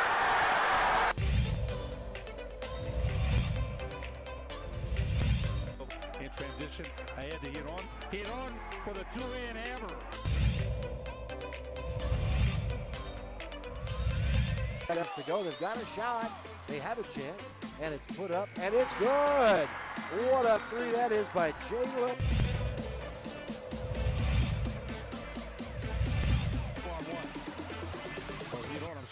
Hito puts it up.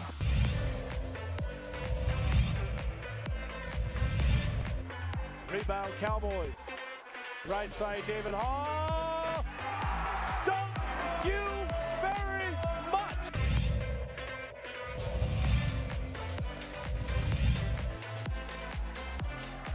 Here come the Cowboys. Domino Lovato lays it up. Missed it. Hey, how about it? Thank you, Lusses. Thank you very much, Raquan Mitchell. Clock at 6. They get it. Barnes Tompkins fires. Yes!